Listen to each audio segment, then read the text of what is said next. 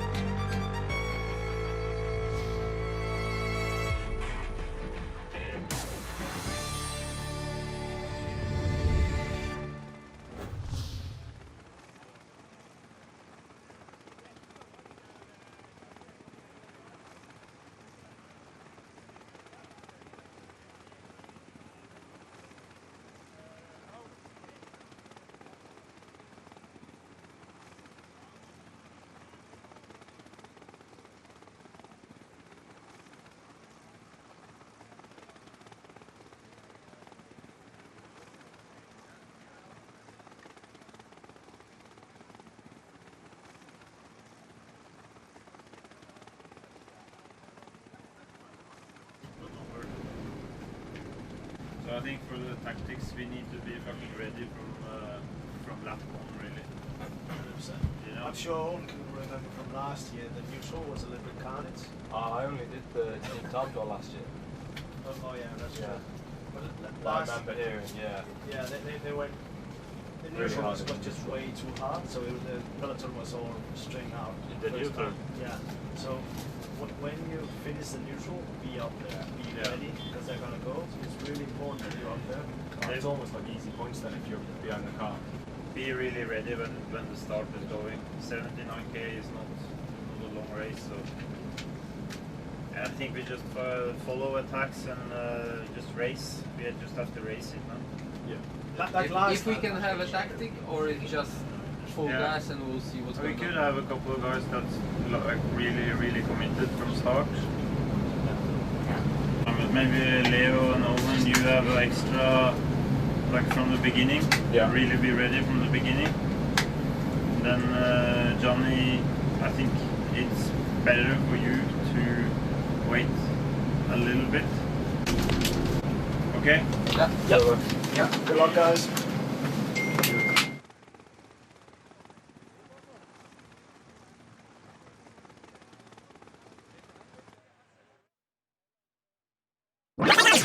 We can have a tactic, or it's just full Yeah. gas and we'll see what's We going could on. have a couple of guys.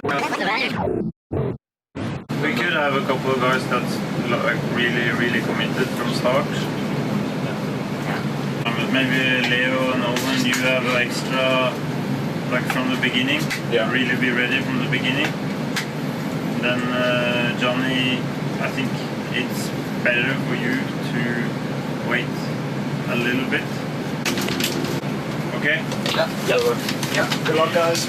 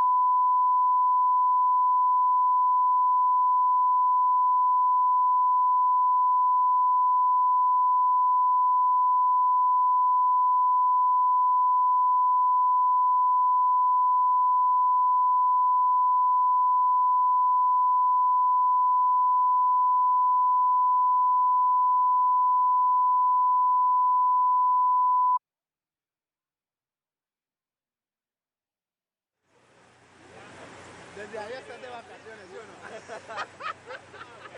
9.3, 3 minutes, 35 seconds from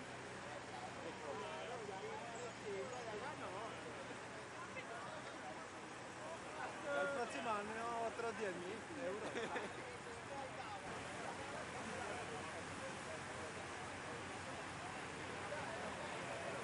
Y ahora vas para Colombia y ¿dónde te quedas? Voy como 10 días así para la casa y ya me subo a Río Negro.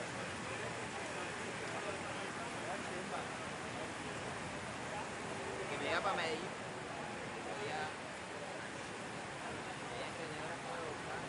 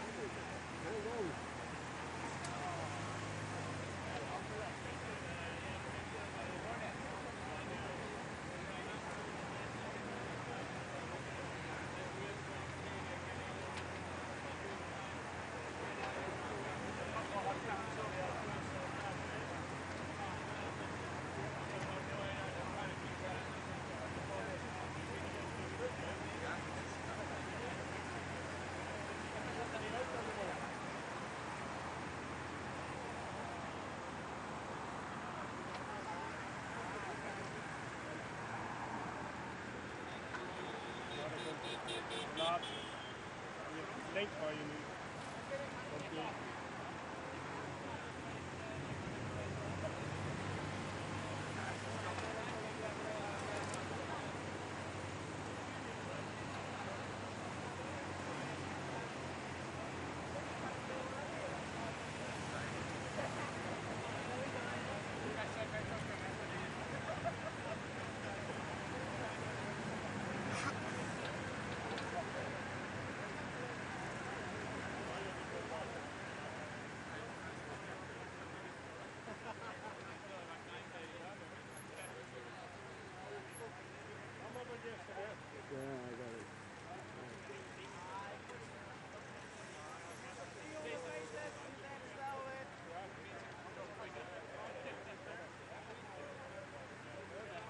Want mooie tijden voor je. Ah, maar als je dan in die trui rijdt, dan denk je, Als je hem eenmaal hebt, dan wil je hem graag houden. Hè. Zo is dat. Succes nog, hè.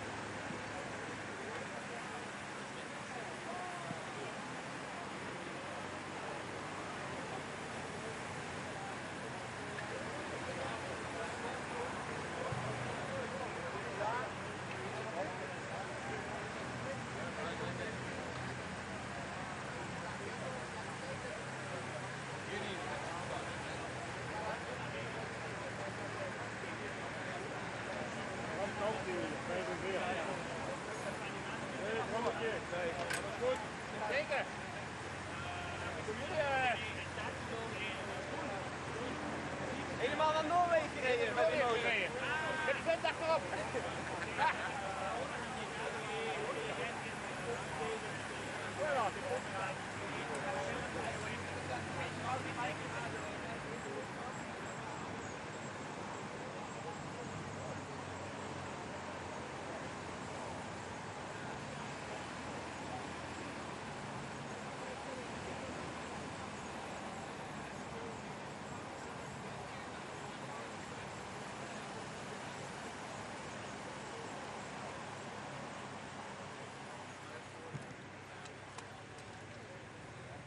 Ja, ik weet het, maar ja.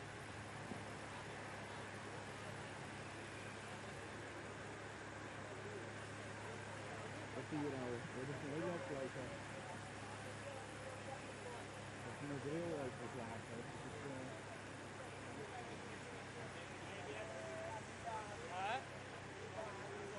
Ah ja? Niet normaal zeg. Knap hoor.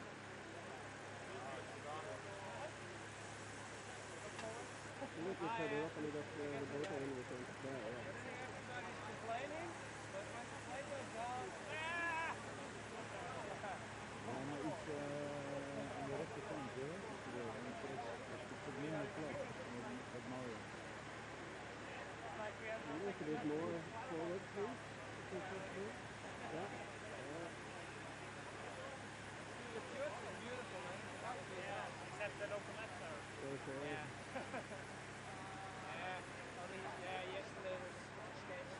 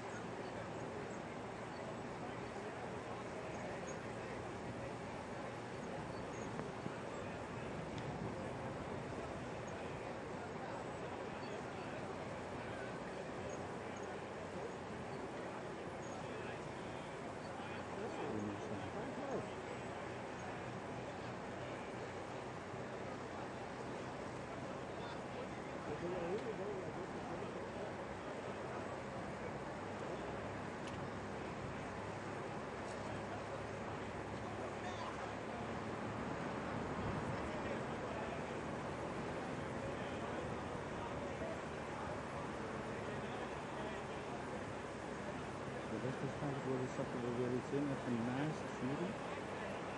Dan ik even op het bordje kluis. En dan laten we ons in de zak, oké?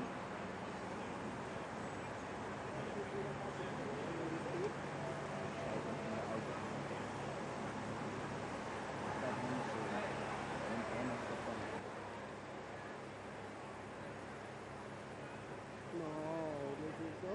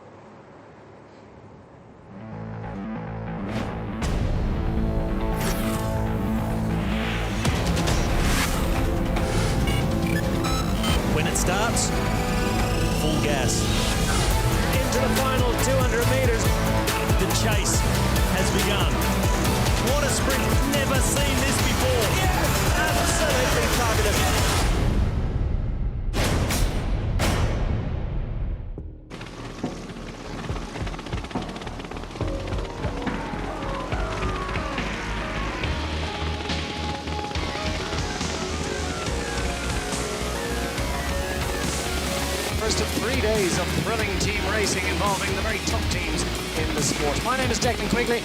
I'm delighted to say that I'm joined once again by Robbie McEwen to review the action across the 3 days. And Robbie, it's really great to have the Hammer Series racing back on our screens. What have the teams learned since Hammer Limburg last year? Well, one thing learned from last year is that the Hammer Series is one of the most brutal forms of racing ever invented, and that it's not over until it's over. We saw last year a sprint in the team's time trial between two teams for the final win, and they also know that you can't miss the start. You've got to be paying attention and be right amongst proceedings right from the get-go. So they'll be quite antsy on the front of the peloton, waiting for things to get underway, making sure they don't miss their moment. Well, the riders will have to find their climbing legs today on a challenging 8.4 kilometre circuit, and with points on offer at the top of the hill on every lap. Well, it's going to be all action through the 79 kilometres of racing this afternoon. Riders looking pretty relaxed at the moment, Edwin Avile among them. Let's have a look now at this exciting new concept. 3 disciplines: climb, sprint, chase. Team versus team, no individual ranking. Each team has 7 riders. 5 riders are picked to race and score team points for each discipline. All 3 disciplines are raced on short circuit loops with points to grab on the first 2 disciplines. The climb, an 8.48 kilometre circuit with challenging gradients, 9.5 laps, 10 chances to score points. For every lap, the first 10 riders to cross the finish line score team points. On laps 3, 6 and 10, it's double points. Each rider must make it into the last lap for his points to count. The team with the most points wins the climb discipline. The sprint, a 9.3 kilometre circuit. 10 laps, 10 chances to score points. Same rules as for the climb. And again, laps 3, 6 and 10 earn double points. The final discipline is the chase, a fox and hound team chase raced over 3 laps on a 16.23 kilometre circuit. The best ranked team after 2 days starts in first position. They are chased. All the other teams try to catch Team 1, starting the chase on fixed predefined time gaps depending on the accumulated ranking of the first 2 disciplines. The team whose 4th rider crosses the finish line first wins Hammer Stavanger.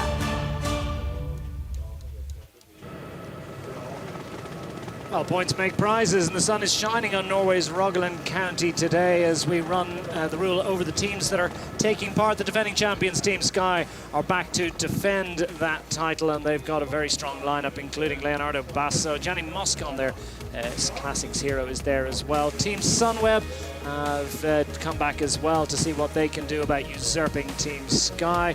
Got Quick Step Floors, weren't too impressive in last year's event. What can they do about it? We've got a series of World Tour teams joined by a number of pro-continental outfits, including Aquablue Sport Car Rural, Israel Cycling Academy, and Hippo Vini Fantini, who were the wild card last year.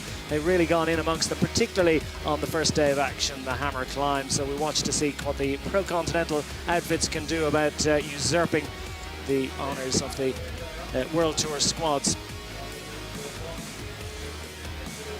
Well, there's a heightened sense of anticipation in this second iteration of the Hammer Series. We caught up with some of the leading lights to get their take on the battle to come. You don't often see 2 hours of full gas racing, and also the kind of the team tactics around it. You know, if there's if you've got a load of you in a good position, then you can score more than just one rider. Yeah, it's really intriguing, and you know, the tactics are like nothing else. Yeah, I'm excited. It's in my home area where I usually train, so it's a new concept. They did one Hammer Race series last year, and now it's the second one. And I don't really know what to expect, but for sure I think it's going to be super hard because the lap tomorrow in Sandnes is for sure not easy. And then we've got all the big team time trial teams like BMC, Quick Step, Sky, ourselves, Movistar. So it's a very challenging course. I think we can only really know on the last day who's going to take it. But that being said, even though we've got big time trial teams here, there's a lot of teams here with some punchy riders, and it's going to be, you know, you don't want to start too far behind them. We can be good in the first 2 days for sure, because we have Björk Lambrecht, who won the last stage of Tour de Fjord, and who is really good for short climbs, short and steep climbs. And then tomorrow for the sprint we have Moreno Hofland and Enzo Waters. We are always good in team time trials, so also the team pursuit will suit us well, I think. We've got some big riders here, big engines, so yeah, we have to go full throttle.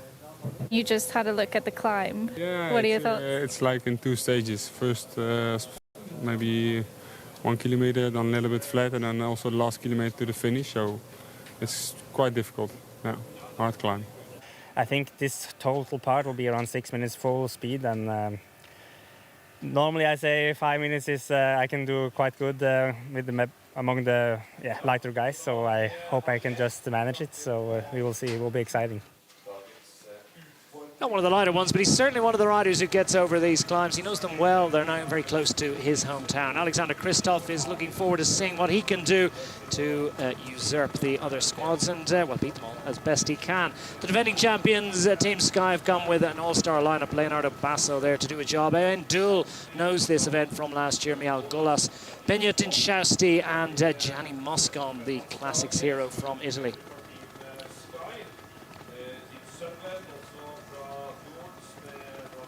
Joined by the team of the local hero Alexander Kristoff. He'll be joined by a compatriot, Sven-Erik Bystrom, Premstev Nimec, Simone Petilli and Olivero Troia from Italy and UAE Team Emirates. They'll be looking for a big performance to just make sure Alexander Kristoff performs well in front of the home fans. Yeah, well, he's going to have to get ahead of Michael Albasini, who's coming off a great victory in Tour de Fjords over the last few days. Stage win, second place on the last day, and with it overall honours. At 37 years young, he's a fine wine that's just improving. He's got the South African national champion Daryl Impey in there as well.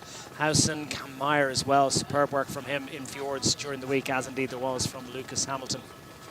Lotto Soudal, the Belgian outfit, Moreno Hofland, the sprinter number 31, Björk Lambrecht, the winner of the final stage in the Tour de Fjords, at 1 kilometre uphill steep finish. Great performance there. He's joined by Remy Mertz, Maxime Montfort, he'll be the road captain, and the Brit James Shaw. Well, there's some of the leading teams that we have to look at for this afternoon. The other squads as well, looking to put it up to them. And Roy Hegerberg and his team have mapped out a particularly testing lap for the riders, featuring 2 tough ramps. Let's take a look at it now. We're down in Sandnes. We're in oil country really, but it's a little bit grippy out of the town. Long by the coast, they have an opportunity to relax a little bit as they get set for 2 tough, really tough ramps indeed. Across the top of the climb, it's a relatively untechnical descent, so the riders are going to get up to decent velocity. And they've got about 3 kilometres downhill back into the outskirts of Sandnes, through the town, just to show the denizens the colour of their jerseys. And then they make that right turn back into the hairpins. And just as the hairpins really grip, then you know you're in a bike race. Maximum of 11% on this first kicker, which is going to draw the sting out of the legs of a lot of the riders. And they'll be looking for a second wind to go for the second ramp up. And that's where we're paying the points. Maximum 9%. It's short, it's sharp, it's extremely steep. Flattens out a bit towards the top. That's a lap. 8.4 kilometres. They've got to do it 9 times. Well, 9 laps in total for the riders, and the riders are making their way through to Sandnes at the moment. They have already departed Stavanger on their half-an-hour promenade. It's going to be a tough start for the weekend with that double ramp, offering the riders an interesting challenge for the teams. It'll be interesting to see how they play it and exactly what the tactics are going to be organised. Well, we caught up with Team Sky, the reigning champions, as they prepare for their title defence. So I think for the tactics we need to be fucking ready from lap 1 really. 100%. You know? I'm sure all can remember from last year the neutral was a little bit carnage. I only did the team time trial last year. Oh yeah, that's true. But I remember hearing, yeah, they went. The neutral was just way too hard, so the peloton was all string out. In the neutral? Yeah. So when you finish the neutral, be up there, be ready, because they're gonna go. It's really important that you're up there. There's almost like easy points then if you're behind the car. be really ready when the start is going. 79k is not a long race, so I think we just follow attacks and just race. We just have to race it now. Yeah. We could have a couple of guys that. Well, we heard it right there. Team tactic of Team Sky is do not miss the start, the thing they're most concerned about. And a lot of the teams after last year on the Hammer climb, they did get caught out very early on the stage, an incredibly fast start. And the riders being reminded, do not miss it. And at Team Sky, they're going with a two-pronged approach. One of the riders, Basso, told to get out there early, try and get in the break. Moscon told to sit back a bit more, wait it out, try and go with the favourites. And it's about the whole team scoring points, not just one individual, and that's what makes this race so interesting. Yeah, we saw the split at the beginning last year, right at the very start, so you've got to make sure you have a rider in there. And for all that they're looking pretty relaxed, although Fabio Jakobsen perhaps a little less so as they're getting a little bit closer to the town. All the fun and joking and laughing is starting to dwindle away. But those riders, Fabio Jakobsen is one of the riders that I think a lot of people are looking to after his wonderful stage win and a couple of days in the yellow jersey of the Tour des Fjords over the last couple of days. Well, we've got cameras all over the place as the riders take a little detour there, and the DSs in the cars. Well, we've got 4 teams: BMC, Quick Step for Jakobsen, Team Sunweb and UAE Team Emirates. We've got cameras on the bikes as well. We're on board. We've got Dylan Tuns, Bjorg Lambrecht of Lotto Soudal, and Daryl Impey as well. So on-bike camera technology being pioneered by Velon over the last couple of days. They've really ramped it up as well. These are superb pieces of kit, really small and compact, and no penalty to take it with you. No, they weigh next to nothing, and they bring some fantastic pictures out of the heart of the peloton. And by getting those onboard shots, we can really see how the race is often won and lost, and what's going on around the riders and the pressure that they're under within that group, and how close this racing really is. And it really is exciting to be right in the middle of it. I mean, you must get a sense of your own career. It just brings you back to the cut and thrust of you know, what exactly is going on in those sprints. It's hashtag Hammer Series, so please do join the conversation with us throughout the afternoon, indeed throughout the 3 days of racing. We're on bike and we've got cameras all over the circuit as the riders make their way down into Sandnes. Won't be long before they're there now.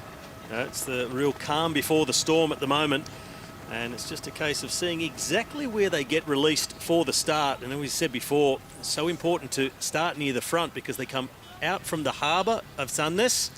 And as we just see our commissaire moving his way back towards the front of the peloton.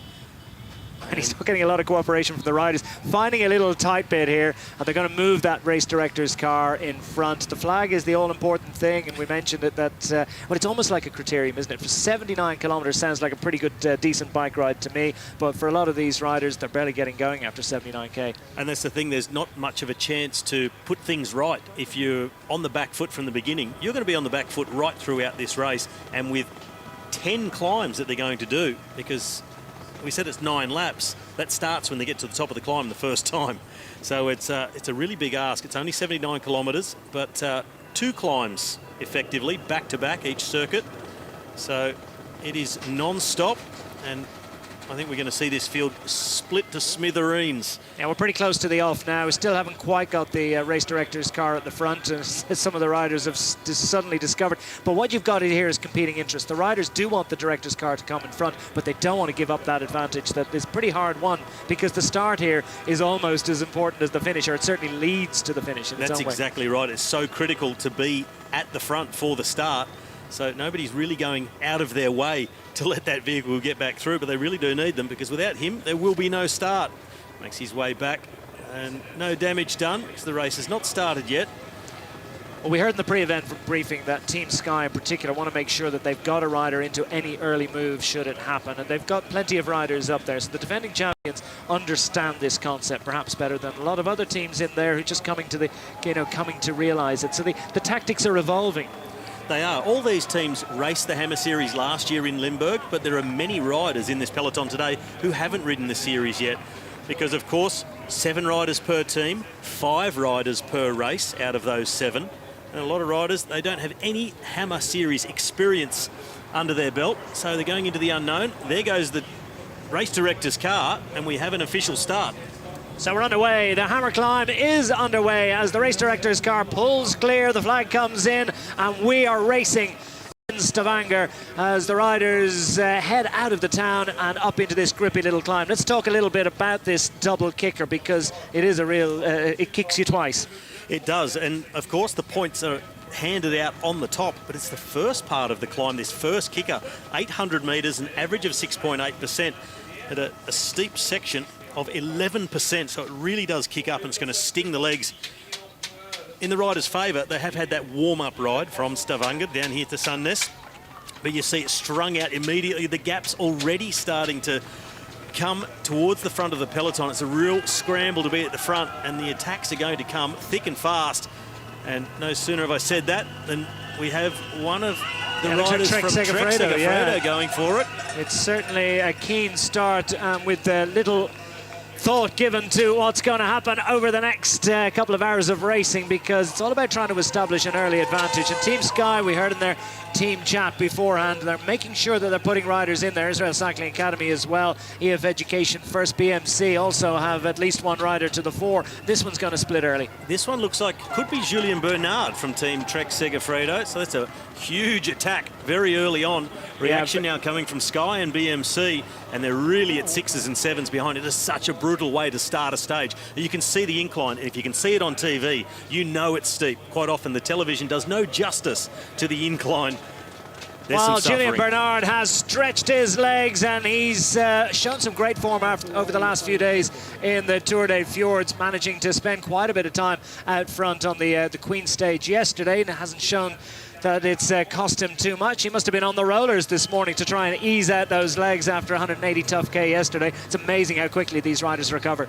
Oh, and there's a big difference in the peloton between how riders get off to a start of a stage like this. Some riders are able to really start at 100% and really wind things up from kilometre zero. Others take a little bit of time to get themselves warmed up and really get their teeth into the stage. But Bernard, he is ripping straight away on this stage. We saw him go through the 2 kilometre to go marker just a few moments ago, and he's looking to take points immediately. Well, does he wait here? Or, yeah, he's just across one of those speed bumps. Does he wait here, or does he keep it absolutely full gas to try and take those points? Points at the top of the mountain, by the way, just counting towards the team. There's no individual classification in Hammer racing. It's all about trying to accumulate points for the team. But it looks to me as if the 26-year-old Frenchman, 6th overall in the Tour of Inan a couple of years ago, and as I said, some pretty impressive performances over the last few days in Fjords, although he didn't actually get to finish yesterday's stage. He was out front for a long period of the day. Well, he doesn't look like he wants to wait for that group at the moment. Counter-attacks coming from the peloton at the moment as well. Mitchelton-SCOTT, they're also forced to react. Sunweb. Now, there's a group in between. Bernard, he's not prepared to wait. He wants to get these points, but also see if he can establish a breakaway group. Keep pushing on. Now, is it Gogol or is it Bernard? Yeah, it looks like it could be Gogol. Yeah, we're just picking up the numbers, and the indication from that is that Michael Gogol it is that has stretched out front and has got the narrow but decisive advantage at the moment. And it's an interesting group behind that's starting to get itself organised. Johnny Moscon in there for Team Sky as the BMC squad try to put riders across the gap. And it looks like Stefan Kuhn, the big unit that is Stefan Kuhn, is looking pretty strong at the moment. And Luis Mas as well, who's was up the road on a couple of occasions in the last couple of days in Tour des Fjords. Another man bringing good legs into this race. Well, Stefan Kuhn, he made a very good start in this Hammer Series race last year in Limburg. He was part of that breakaway group on the Hammer climb stage, and a big man, a time trial specialist, but he proved that he can climb somewhat too in the Hammer Series, and this format really suiting him. Scored a lot of points last year. And Gogol, he is pressing on at the moment, really not wanting to let them come across. He's looking to take as many points as he can first time over, and then see if this group can really establish itself, coming through the 200 metres to go mark at the moment. Well, he's having a little look around, but Stefan Kuhn really lights it up and tries to drag that group across. I'm not sure he's going to get there on time, so the top points on the first climb of Hammer Stavanger going to Michael Gogol of the Trek Segafredo squad as Luis Mas looks to ambush Stefan Kuhn to take second on the line. I think he might have got there. Wow, look at that. It's Israel. Oh no, it was Moscon, I think. Moscon in between. Wait for full confirmation. Indeed, Moscon ahead of Google. It was Moscon who got over the top. He was really coming. And Gogol, he was looking back, trying to just time his effort, do just enough. But his legs really shut down on him those last few metres. Dylan turns. He's come through to take 4th. Kuhn in 6th for BMC. Big advantage for them. Also 2 riders from Rural were in that group. So Johnny Moscon it was from Team Sky, who absolutely flew through the last couple of 100 metres and raced up onto Google, who was really suffering. And indeed, he's managed to distance Google and the rest on this descent. How does he play it? Well, you're looking at him now in this fast descent. He's now getting down into the aero tuck as we see a replay of that finish. And Google, at this moment, he's realised, I've been caught. I didn't hang on to get the maximum points. And it was Moscon who came through for Team Sky. A very fast descent, and here he is, Moscon, in the aero tuck position, and he'll be doing something north of 80 kilometres an hour. And this is that brand new section of asphalt laid particularly for this race. Keep the riders safe.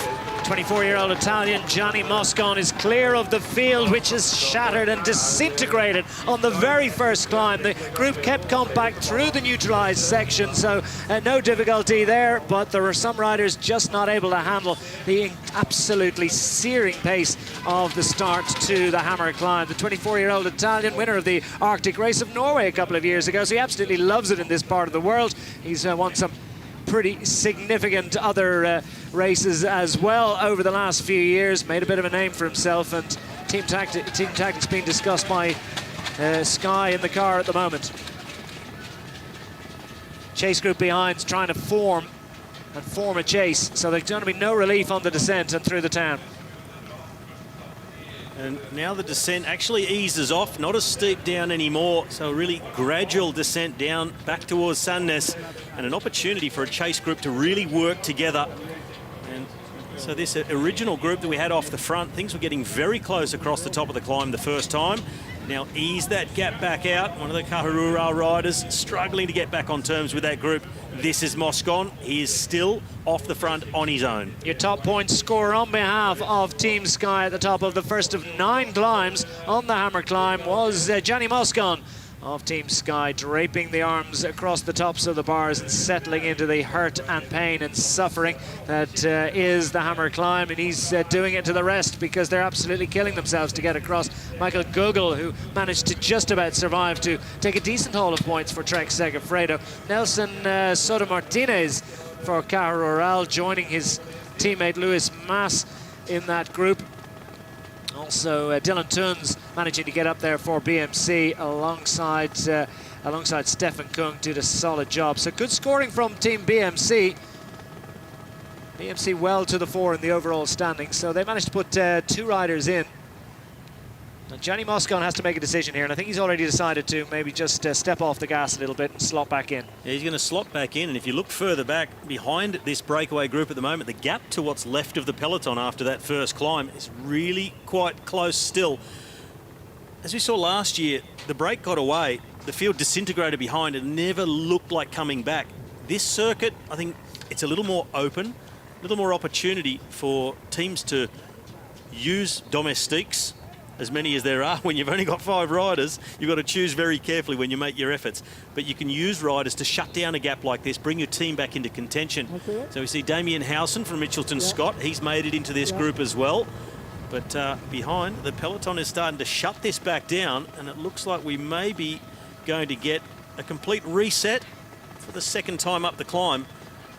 Well, they want to keep this one going. They've got 2 riders in there. Caja Rural, the pro-continental outfit from Spain, have come to honour this event, come to honour their invitation in amongst the World Tour squads, and clearly this means a lot to Caja Rural to try and make it last for as long as possible. That's Luis Mas just stepping off the front.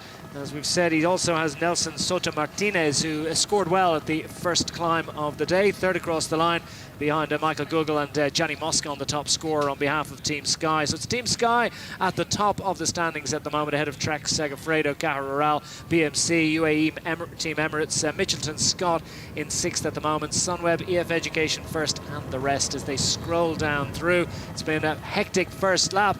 It's certainly flat chat, and the riders absolutely strung out, and still with 8 full laps to go. Well, this will be the onboard camera from Dylan Turns, who's in the front group. That's Moscon in the picture right there, the man from Sky, the Italian, who took top points first time over the climb. And as you can see from the overhead shot, everything is coming back together. Sharp right turn, bring them back towards the harbour down here in Sandnes, and getting ready very quickly then for the next climb. More points on the line. Robbie, already a complete contrast to last year. Last year we had a group formed out front and they got to contest the points throughout the entire afternoon. This one is a little bit more organised amongst all the teams. Yeah, and this is looking to become a lot more unpredictable and a lot more exciting. Last year, of course, those riders that were off the front, they took all the points every lap. They were almost riding match sprint climbs every time around, just between each other. Now everything's come back together. There could be some riders who made a very fast start on lap 1 who'll come to regret that decision. They'll be really struggling the next time around. That'll really come to bite them compared to some other riders who took it more gradually first time up the climb, paced themselves a bit more, and they're back in contention. Well, at least they have the bonus of having scored something. They've taken something out of it, and it is a solid contribution. Remember, though, that all the riders who've scored points must make it through at least to start the last lap, be in the group at the start of the last lap, in order for their points to count for their team at the end of the day. That's right. It's one thing to be aggressive and get out there early and go on the attack and grab some early points, but you've got to finish the race for your points to count. So you don't want your efforts to be in vain. So it does temper somewhat the efforts early on in the race. Well, you may think not from watching that first lap. Riders trying to slip themselves into an early breakaway. Team BMC, they're being very attentive at the front of this bunch as they're now back onto that first climb already. Great aggression being shown by Caja Rural. They've come to race clearly and they want to draw another group clear on this first of the two kickers. Reminder, 100 points on offer at the top of the second climb. Reminder too as well that we've got double points on offer on laps 3, 6 and 10, and it'll be interesting to see whether any of the teams decide to keep their powder dry and then try and get organised for lap 3, which pays double. That's the other consideration, that when do you go? Do you go and get some points early, lap 1 or 2, or do you keep the powder dry and wait for those double points laps, lap 3, lap 6, and of course the final time up, double points. So it's really worth it, but you've got to pay attention. A break gets away, they're going to take the points, so you can save yourself. You've got to know when to go as well. Well, who's put a tiger in their tank for the second climb of the day is Lotto NL Jumbo and Team Sunweb as well. Looks like Geschke, who spends as much time looking behind him as anyone else. He is just playing a watching brief and just going to marshal this one, make sure that there are no little breakaways. And this is Antoine Tolhoek, I think. Antoine Tolhoek, the young Dutchman with Team Lotto NL Jumbo, and he is a climber of some great ability. I think he is the next one to try his luck, and he's drawn a few riders clear. Oh, it's going to be the real climbers who start to come to the fore now. A group hasn't managed to get away on lap 1. Now, coming up the second time already, this is the third climb the riders have already faced in just 10 kilometres of racing. It's going to be the real climbers that start to come to the fore. And you can just see the size of just responding there for Quick Step in his efforts to get onto the back of that little counter-attacking group. And I think I spotted Alexander Kristoff making a big effort as well to try and get up there. I'm not sure he made Kristoff. There's Kristoff leading that little chase group in the all-white of the European champion. It's Antoine Tolhoek. He is going off on his own at the moment. And quite a contrast to lap 1, Declan. You saw this attacks left, right and centre. Now they're much more calculated and look much more difficult. Lambrecht is up there also for Lotto Soudal. He's made the reaction, the winner of the final stage in Tour de Fjords. Uphill finish. He's a pure climber. Well, these kind of super intense maximum intensity starts, I think, in some ways suit the younger riders. And Antoine Tolhoek is at the outside of his World Tour career. So too very much is Björg Lambrecht at just 21 years of age. He is a star in the making. Stage win yesterday at 2nd overall in Tour de Fjords, and he wants to try and respond to this. But Tolhoek is charging along. I think he's changed his mind about waiting for those riders behind. I think he's recognised that they've been mopped up by the chase. Now we're going to have a little reset. Tolhoek could have this to himself for just a little while at least. Well, always a good idea to get out and get points when you can, and for a natural climber like Tolhoek, going on the attack, getting points like this, you would think it's a given. He's going to finish this stage and all those points are going to count towards his team. And you can see his teammates up the front in the mainly yellow jerseys, yellow with the black sleeves, as opposed to the black jersey with the yellow sleeves of Mitchelton-SCOTT. Lotto Jumbo NL, they are at the moment in the box seat. Rider off the front, looking to take maximum points. This is Simon Geschke from Sunweb, who's mounting the chase behind. But the other Lotto NL riders, they'll be looking to also take points, because you need as many teammates as possible to get points. And then you can win the day on the Hammer climb. Geschke stretches his legs and has to open a significant advantage. Antoine Tolhoek up front, the 24-year-old Dutchman. Nice 4th place finish on a stage in Amgen Tour of California a couple of weeks ago. So he's coming off a decent block of work. It's produced some good work. And another man who's a pretty solid performer on the climbs. And what a great engine he's been for Team Sunweb over the years is Simon Geschke. He wants to try and get up to Tolhoek. I'm not sure he's going to make it. 300 metres between them. We saw the big ambush last lap round from Gianni Moscon, who closed an absolutely massive gap to get up to Michael Gogol at the close of the first climb. But I don't think Geschke's going to get there. Instead, he too might be ambushed. Well, Geschke's in danger of just missing out. Another attack coming from behind. That looks like it could be Daryl Impey. Hard to tell. So much sunlight here. And they're saying this time of year, really incredible weather. It is Impey in the background. Geschke, he's been taken back. He'll get no points. But Tolhoek, he's the man who's going to hang on. Take maximum points across the line. The young Dutchman from Lotto NL. There he is. Yellow jersey, black sleeves. Daryl Impey is the next one to come through. A few little splits opening up. And it's Asgreen over in 3rd. Damiano Caruso. Moscon again. Won the first lap. 5th on lap 2. Lambrecht also in the top 10. Bram Tankik. And the top 10 rounded out by another man from Lotto Soudal, Maxime Montfort. You see how important it is for teammates to take points. Not just one guy to win. You can beat a win by taking 3rd and 5th. So Sky are packing well at the front, but look at the way BMC have scored well and now have the gap down to just 2 points between them. Daryl Impey goes to the front, puts that South African National Road Race Champions jersey to work, or at least he puts his legs to work in the South African National Road Race Champions jersey, and he's looking to charge clear of the field. But the field is pretty compact at the moment. Got to get up this hill 9 times though. Yeah, it is a big ask. Very early days, only 2 climbs done so far. In effect, 4 climbs. The first one doesn't count for points. It's just one to split the legs, really do some damage to the muscles early on as they come out of Sandnes. And you just see attack and counter-attack, guys trying to close gaps. The peloton absolutely fractured. And this long descent is not terribly technical, offers an opportunity for the riders to get back in. And it's a real pedalling descent after the first kilometre. You see now they're just swinging right, the riders at the front. That's where it eases off somewhat in gradient. You see them start to look over the shoulder, look for assistance, try and form a group, because you're stronger as a group. You can ride effectively a team's time trial on this section of the descent back down into Sandnes. So get together, use the power of numbers and try and form a break. And you see a lot more groups compared to lap 1, where the peloton was mainly all together in the chase. Now you see a few smaller groups and start to melt together. Well, BMC have put riders into the chase. Could it be Tom Bowley or Caruso, perhaps? We know Caruso was well to the fore in the charge to the top of the hill last lap around, and that is a small, compact, but well, perfectly formed group, or is it? Now we've got some counter-attackers have come across, jogged across that gap to make it 4, make that 5 up front. BMC are represented in the move, as indeed are Quickstep, Sunweb, Team Lotto NL Jumbo at the back, and the Mitchelton-SCOTT squad on the front, represented on this occasion by Daryl Impey. Well, as Impey swings away, I would say that's Damiano Caruso. He was over the top in 5th last time, so right near the front. Tolhoek there as well. Kasper Asgreen, he's the man in blue from Quick-Step Floors.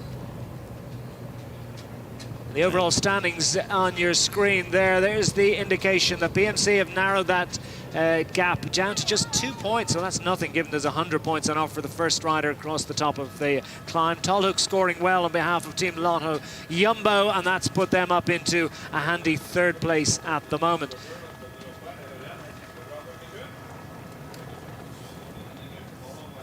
So that counter-attack neutralised. Still, we've got 5 out front.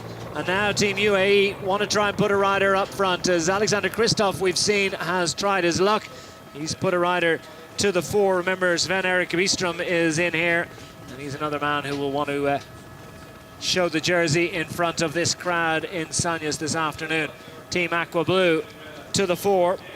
An Irish-registered pro-continental team. A fine climber in Stefan Denifel, who can do a job. He'll be at the back of the group here.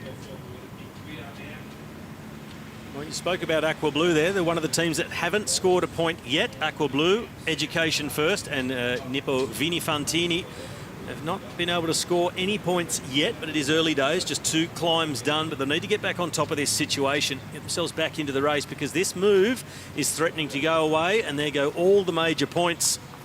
Well, Kasper Asgreen is there for the Quick-Step squad. He just moves over to the left-hand side of the road as the riders try to move through. Damiano Caruso there for Team BMC. Antoine Tolhoek surviving after his brave effort to take top points last lap round. And now it looks as if their time out front is numbered. This is Daryl Impey on the back for the Mitchelton-SCOTT squad, but for how much longer? There was a counter-attack between the groups. This group has a 12-second gap. There was another 4-man chase in between, which is just being shut down by the peloton. As we saw that last picture, this the front group being driven along here by Søren Krag Andersen, the man from Sunweb, down on the top tube and pedaling at the same time. Aerodynamic, putting the power down, trying to extend this gap out 13 seconds as they now approach the city centre of Sandnes again. And around another 800 metres or so, they'll be back on that first climb, maximum percentage of 11%.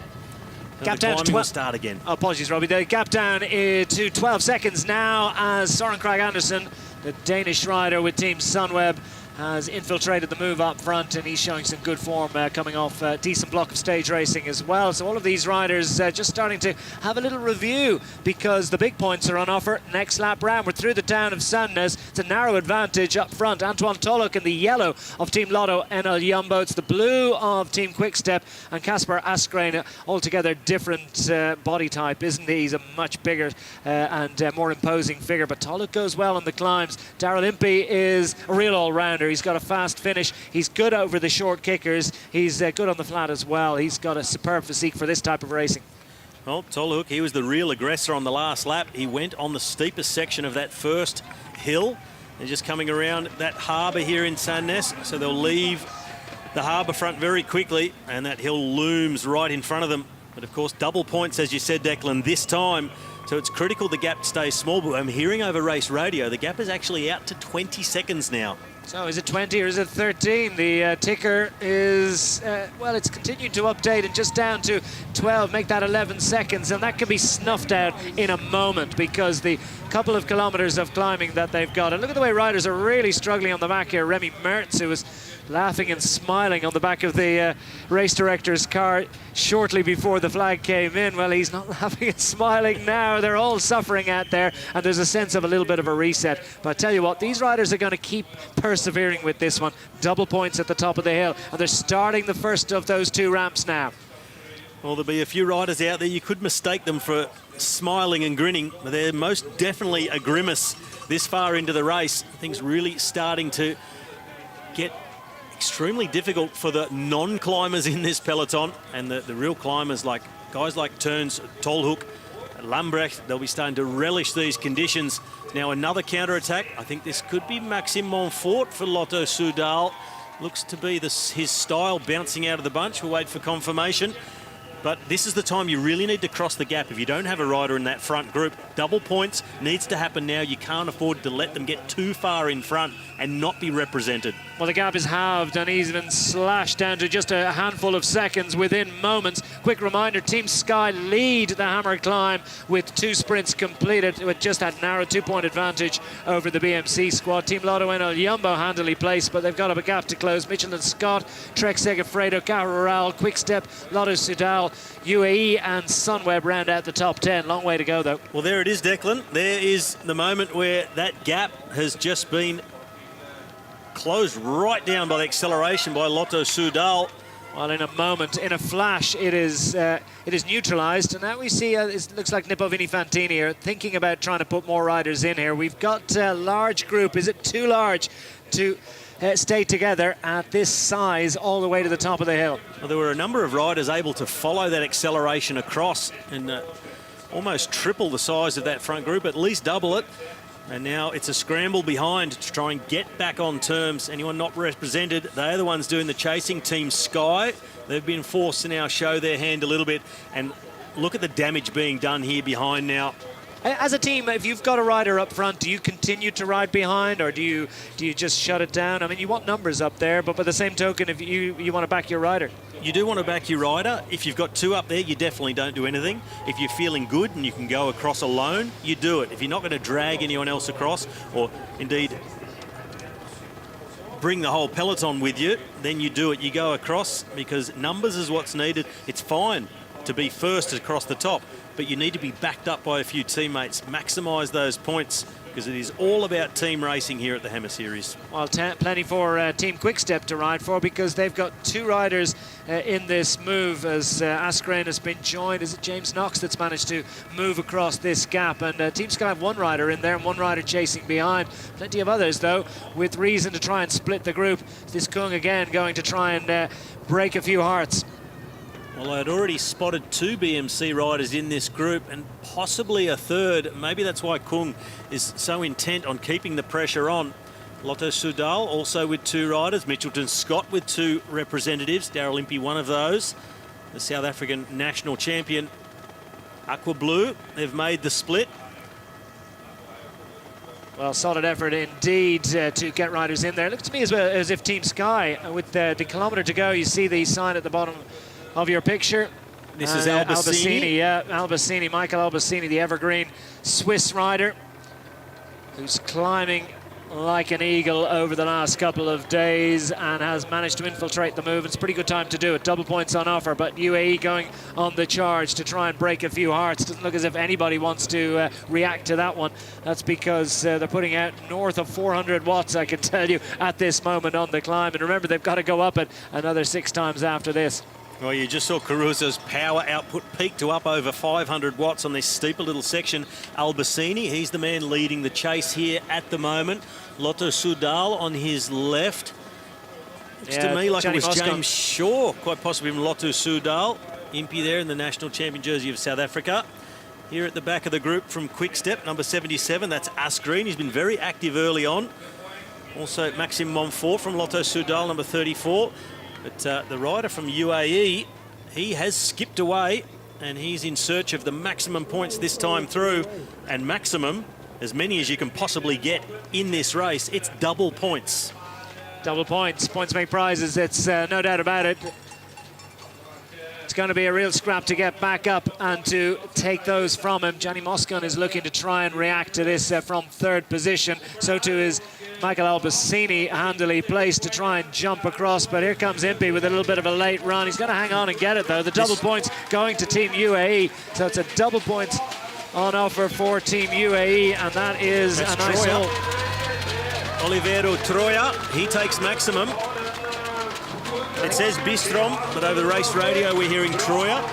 So we get full confirmation of that. But Team UAE with a double point score. That's extremely useful indeed. Michael Albasini timing his run right as well. Daryl Impey coming with a late charge for third with some good points for Mitchelton-SCOTT. And it's Mitchelton-SCOTT that have moved into the lead. And look at that, like that for a lead, as Team Sky had at least 3 riders in there, but couldn't produce the sprint they needed. They've slipped to second and quite a distance behind Mitchelton-SCOTT. UAE coming with a charge and now up onto the coattails of Team Sky in third place at the moment. BMC have slipped back to 4th. Trek Segafredo sitting 5th. Quick Step 6th. Team Lotto NL Jumbo, Cara Rural. Let's get a look at Beestrom across the line here, just about surviving by the narrowest of margins. Well, that gap really closes down quickly over those final 100 metres when they're sprinting behind. When he knows he's done enough, the tongue comes out. And it just shows you how tough it is. And not only the gradients are tough, especially for here in Norway, but anywhere in Europe at the moment, it really is quite warm. And the rider's going to start to feel the pinch, even though it's a short stage, just 79 kilometres. Well, they came to cheer on Alexander Kristoff. It's extremely hot out there, Robbie. They came to cheer Kristoff, and he hasn't really been able to. I mean, I think maybe this style of racing doesn't suit him. Maybe it's just the sheer accumulation of climbs, but maybe he'll be able to play his way into it. However, it's his fellow countryman Sven-Erik Beestrom that was able to take top points there. A useful double haul too. Yeah, a big haul of points there for Beestrom and Team UAE. And not really the day for a guy like Kristoff, but he'll certainly be one of the big favourites tomorrow in the Hammer Sprint to take a lot of points for his team. So he's just doing what he can to represent. And well, his teammate and countryman, he took care of business last lap through. And now this group really starting to establish that gap over the peloton. And it's almost at the point that it's getting right out of hand. There are a lot of teams in there with numbers. Now, that's a big group. So how are they going to ride it? Now, Impey wants to ride. He's just taking a little bit of a drink, but he gave a big turn there a moment ago, as if we want to push the home our advantage. And Mitchelton-SCOTT have gone to the head of affairs with a pretty handy advantage now. So it's a good play from Mitchelton-SCOTT. They've got Michael Albasini in there, who's going to score well for them on a regular basis. But will the other teams be minded to ride here? Well, there won't be a lot of teams wanting to ride behind, and most of the teams represented in this group, and many teams will be happy to have someone up there. Better to have 2 than 1, but of course if the gap is there and you've got one of your good climbers up there, you've just got to rely on the fact that he will get the job done. And it's going to be very difficult for an individual rider to beat combinations of 2 or even a 3 from one team, so they can just nip off those points. So it makes a big difference to have more than one rider up there. So the riders on the descent, heading back down into the town, and when the hairpins start to grab, as you can see over towards the left-hand side of our graphic animation, that little red section, that's where their hearts will be in the red. The rev counters will be up to maximum, and the riders will be suffering to try and score right up to the top at Scarlia, where the finish line is. They run regular races around here. The finish line's normally down in the port section as they're about to cruise through very shortly. Cruise being with heavy quotes around it. I can assure you this is anything but a cruise for these riders, but it's a popular place for bike racing. Popular place for cycling in general, and Norway really has embraced the sport, and they've produced such a conveyor belt of extraordinary talent, often riders indeed that are able to sprint a bit.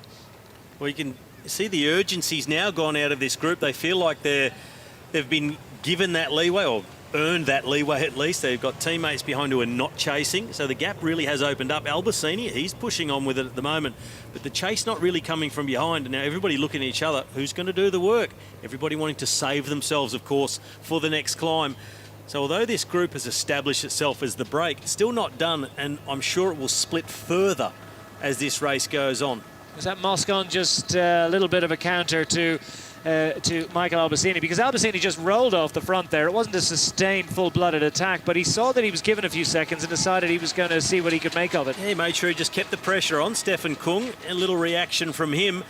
And a lot of the others back here, nobody wanting to do the work. One of the riders of Nippo, Vini Fantini, making sure he doesn't miss the boat. And Albasini, he's always prepared to do the work. He never shirks doing a turn. He'll always contribute to make a breakaway work, because he knows you've got to make the break work first, then you can fight out winning the race.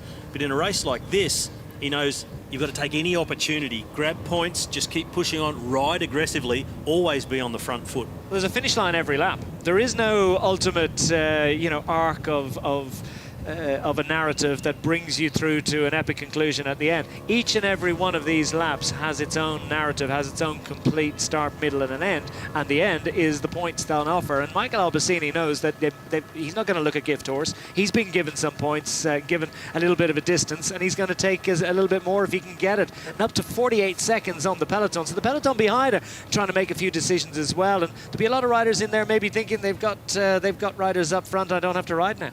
Well, they'll be hoping that they've got a rider up there who's capable of taking a lot of points and maybe looking for a little bit of an easier way out, and some of them certainly saving their legs for tomorrow. And Albasini, he knows that aggressive riding is rewarded. You can be in a long breakaway throughout the stage. You don't have to get to the actual finish. If you're out there for quite a while, you'll pick up a lot of points on the way. Also, the advantage of Mitchelton-SCOTT, they've also got Daryl Impey sitting behind in the group, very capable of taking good points. So they're already in the lead, Mitchelton-SCOTT, and looking at extending that and really taking a chokehold on this Hammer climb stage.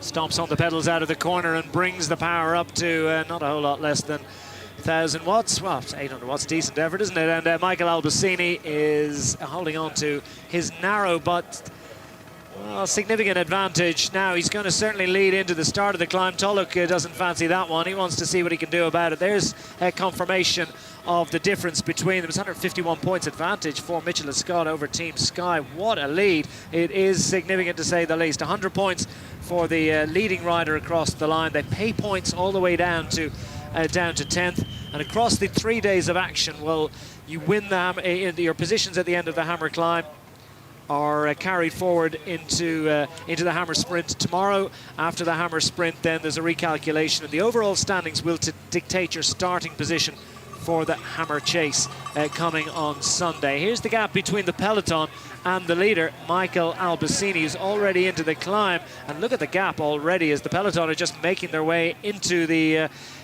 section down by the harbour. Well, Albasini riding on a 7% section at the moment. Of course, 0% for the peloton are on the flat down at the harbour. This is the chase behind Albasini. This is Tolhoek and one of the riders from the Israel Cycling Academy. I think it might be Dennis van Winden, who scored last lap round. So he was in that group, and the Dutchman chatting to Nicky Terpstra before the start this afternoon looked pretty serious, actually. Looked like he had his race face on. I think Dennis van Winden has come here to race. So two Dutchmen in pursuit of a man from Switzerland as Albasini steals a little look over his shoulders. An aggressive but an extremely effective style, isn't it? And going up and down all day certainly does suit Albasini. He's been a star in the Ardennes Classics in Liège, Bastogne-Liège over the years, and he's certainly a rider to watch out for. And he's definitely a master of these short, punchy climbs. And for a moment there, it looked like his saddle wasn't quite long enough at the front, really dragging himself forward onto the tip of the saddle, squeezing everything out. It was Guerrero in the background who was mounting a chase, trying to get across to Tolhoek and Van Winden. And back here in this group, the pace really gone out. That's Kuhn on the front from BMC. Now an injection of pace coming from Askren, the Quick Step rider in blue. Quick Step have decided to chase this one. And it's Albasini who's looking around, and he's looking as if to say, oh, I'm kind of running out of breakfast here. I wonder what I've got. He's got this little plateau and little downhill section, and then it ramps up again. So it's the briefest of brief respites. Just looking for a little bit of recovery. A quick drink, keep the hydration going. A short stage, but so intense. It is very warm, and you really need to make sure that you stay hydrated throughout. Peloton behind with work to do, and EF Education first, a team that could use a big win really, and they haven't managed to get riders up front this afternoon. At the moment they could use anything because they're still on 0 points. They have not been in the first 10 over the top of the climb yet. This is an acceleration by Michael Storer, the young Australian from Sunweb. Yeah, so he would love to be in that front group, seeing if he can just force something at the moment. 21-year-old Michael Storer just wants to step clear of the peloton and see if he's given a little bit of an advantage, but he's got to close a gap of over a minute to get over to this man. He's got to go through a group to get to it as well. So Albasini is pressing on to some great effect. Well, one of the two Quick Step riders still setting the pace back here in the chase group. Stefan Kuhn also in close attendance. Team Sky, well, they've missed that move of Albasini, also of Tolhoek and Van Winden. So at the moment, the big points are riding off the front. And back here in the peloton, Education First, Drapac, they know they have missed it completely. So they're offering up at least one rider to try and bring things back. But that gap of 1 minute and 6 back to the peloton from Albasini, who is now just being caught by Tolhoek. And confirmation, Dennis Van Winden, number 127 from the Israel Cycling Academy. So we now have 3 leaders as we approach the line for the 4th time. Will Albasini be disappointed about getting caught, or will he be a little bit relieved? I think he'll definitely be relieved. There's still a long way to go, and that long, steady descent, really good to have some company down there right at Team's Time Trial. You see, Albasini, just a few brief moments in the wheel and back to the front doing a turn again. He really does never shirk doing a turn and setting the pace. Nippo-Vini Fantini now on the attack to try and get across this increasingly large gap. This Baggioli from the Pro Continental squad that's taken his leave of the group behind, and now EF Education First. Well, they've got Sepp van Mark among their number, so they've certainly got some decent motors. Brendan Canny, Cardona Magnussen as well, and Matty Breschel making up the quintet. They've got 7 riders to choose from, the squads arriving at the Hammer Series this weekend, and they can place 5 in any of the 3 events. Tolhoek goes first, firing at the top of the hill. 100 points on offer for the first rider across the line for his team, and Albasini's going to cover this one. Van Winden doesn't have anything to offer, so he's going to try and keep them as close as possible by the time they get across the top, and it's Albasini that's going to take the top points ahead of Tolhoek. Superb sprinting from the veteran, and another great addition on behalf of Mitchelton-SCOTT as Albasini across the line ahead of Tolhoek. Dennis Van Winden is going to survive to take some very useful points for Israel Cycling Academy. Where are the group behind?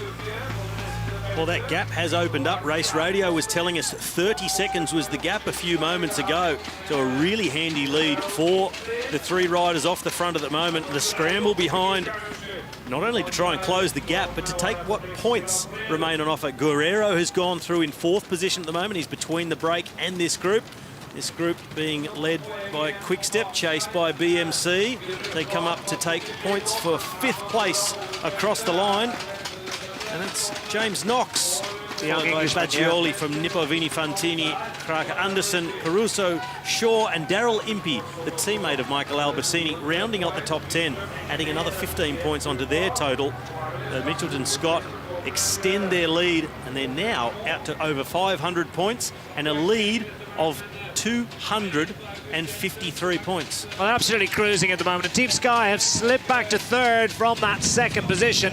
BMC have moved ahead, but just by a single point, and it's double the advantage for the Mitchelton-SCOTT squad at the moment, courtesy of the man on the front here, Michael Albasini, and bookending the point scores was Daryl Impey for the Mitchelton-SCOTT squad. And in fact, there's 267 points. Impey's 15 points to go on there as well, so a double the points of the 2nd and 3rd teams, more than double in fact. So a really strong lead for Mitchelton-SCOTT at the moment after about half the race so far. Not quite, not even halfway, but Mitchelton-SCOTT really dominating at the moment. Albasini, the winner of the Tour de Fjords, he's just stamping his authority all over this race. There's Dennis Van Winden. Good ride by him to join this group off the front. And can he get his way back to these 2? Van Winden really pacing himself that time over the climb, while these 2 sprinted it out for the points. Well, he's a great all-rounder, Michael Albasini, and what an experienced campaigner as well. There's nothing, well, very little you could teach him about bike racing. He could teach Antoine Tolhoek a thing or two. 24 years of age, Tolhoek, but moved up to the big show this year, formerly with the Rompot squad. King of the Mountains in the Tour de Suisse a few years ago, and showing well, as I said, in the Amgen Tour of California last week after a somewhat delayed start of the season. Dirtied his bib a bit with the team and was sent to the naughty step for a little while, but now he's showing the colours with great facility, and Albasini is welcoming the assistance he's getting from this young Dutchman, but Albasini putting the head down. And you see the gap to Group 1, 21 seconds. That's Dennis Van Winden from the Israel Cycling Academy. And then somewhere between him and what's left of what we'll call the peloton, that breakaway group, that large breakaway group, we saw Guerrero is somewhere there in between. So Van Winden, he has got his work cut out to get his way back across to Michael Albasini and Antoine Tolhoek, who look like they're going to ride away with this one. They look to be the strongest climbers already. They've opened the gap that time over the climb as well, and they look like they've really found each other. Good cooperation. And start to move away from this group where nobody is really committing to the cause. And Daryl Impey is just going to sit there and enjoy the free ride. Indeed, it looks like the peloton are going to make their way back up to the one group of chasers. So it's been a sustained effort. Ruben Guerrero there in the Portuguese National Road Race Champions jersey, the Trek Segafredo rider, scored well across the top a few moments ago. And Dennis Van Winden, I think that is on screen. We pick him out from the helicopter. He was third across the line for Israel Cycling Academies, labouring a little bit down on the flat road, and looks as if he's waiting for the group behind. Well, you see the body language. He's looking behind more than he's looking ahead. So he's not considering that he's a big chance to get back on terms with these two. Just looking around to see where the group is. And he'll be thinking, is it worth pushing on now, trying to take some more points next time? Or do I drop back, sit in the group, try and recover, and do something later on in this stage, grab some more points that way? A large chase group, 10 points every time up the climb, more than 10 riders. Well, they're showing as a 24-second advantage for the middle group on the road, if you want to call them. This chase group, led by Aaron Gate, the Kiwi for Aqua Blue Sport, who's looking around himself as well, looking for that steady and regular contribution from Kasper Askreen, the tall rider with the Quick Step squad. He's got the more diminutive and very strong climber James Knox in there as well for Quick Step. But Montfort is there as well for Lotto Soudal. Stefan Kuhn for the BMC squad. So packing well, but as Antoine Tolhoek gets onto his top tube. But the peloton, well, they're hovering around just the 20-25 seconds behind that chase group at the moment. Are they going to get on? It's nip and tuck at the moment. It is. It'll take a huge effort because they're about to come back into the city centre of Sandnes and back on the climb again. So what it's really going to take is a big acceleration, I think, on the climb to cross the gap. Because, of course, with only 5-man teams, some riders already ridden out of contention in this stage. Well, you really don't have many guys there to do the dirty work, to do the donkey work and bring everything back together. So it's going to take some individual brilliance to close the gaps. He's that tight right-hander as they come back into the centre of Sandnes. Albasini and Tolhoek wind it back up. Gap just going up, isn't it, to the peloton? It looked for a while as if the peloton were going to get on terms. CF Education first had put a couple of riders into the chase, but they didn't really make a whole lot of inroads. The gap between Albasini, Tolhoek and the chasers holding steady at 21 according to the ticker. Well, I'm wondering if that 21 is Dennis Van Winden. They're calling him a group because there's a camera with him, and the peloton is this break. The actual peloton is somewhere back in the distance. You know what? I think that could be a good call, Robbie. And that would make a lot of sense because we didn't see a lot of animation in the peloton, did we? And it didn't look as if there was enough riders there to do the work. That's right. So I think this group is what we're calling the peloton at the moment. It's the largest group riding around on the road at the moment. And that's the nature of the Hammer climb stage. It really puts the peloton under pressure. And the best climbers do come to the fore very quickly. And those who see themselves without a chance, well, they don't have a lot of motivation to keep chasing lap after lap and scoring no points. And there'll be a number of riders out there focusing on tomorrow's sprint stage, and then others maybe saving their legs a little bit more to be the strong man for their team in the team's time trial, try and help drag them back into contention.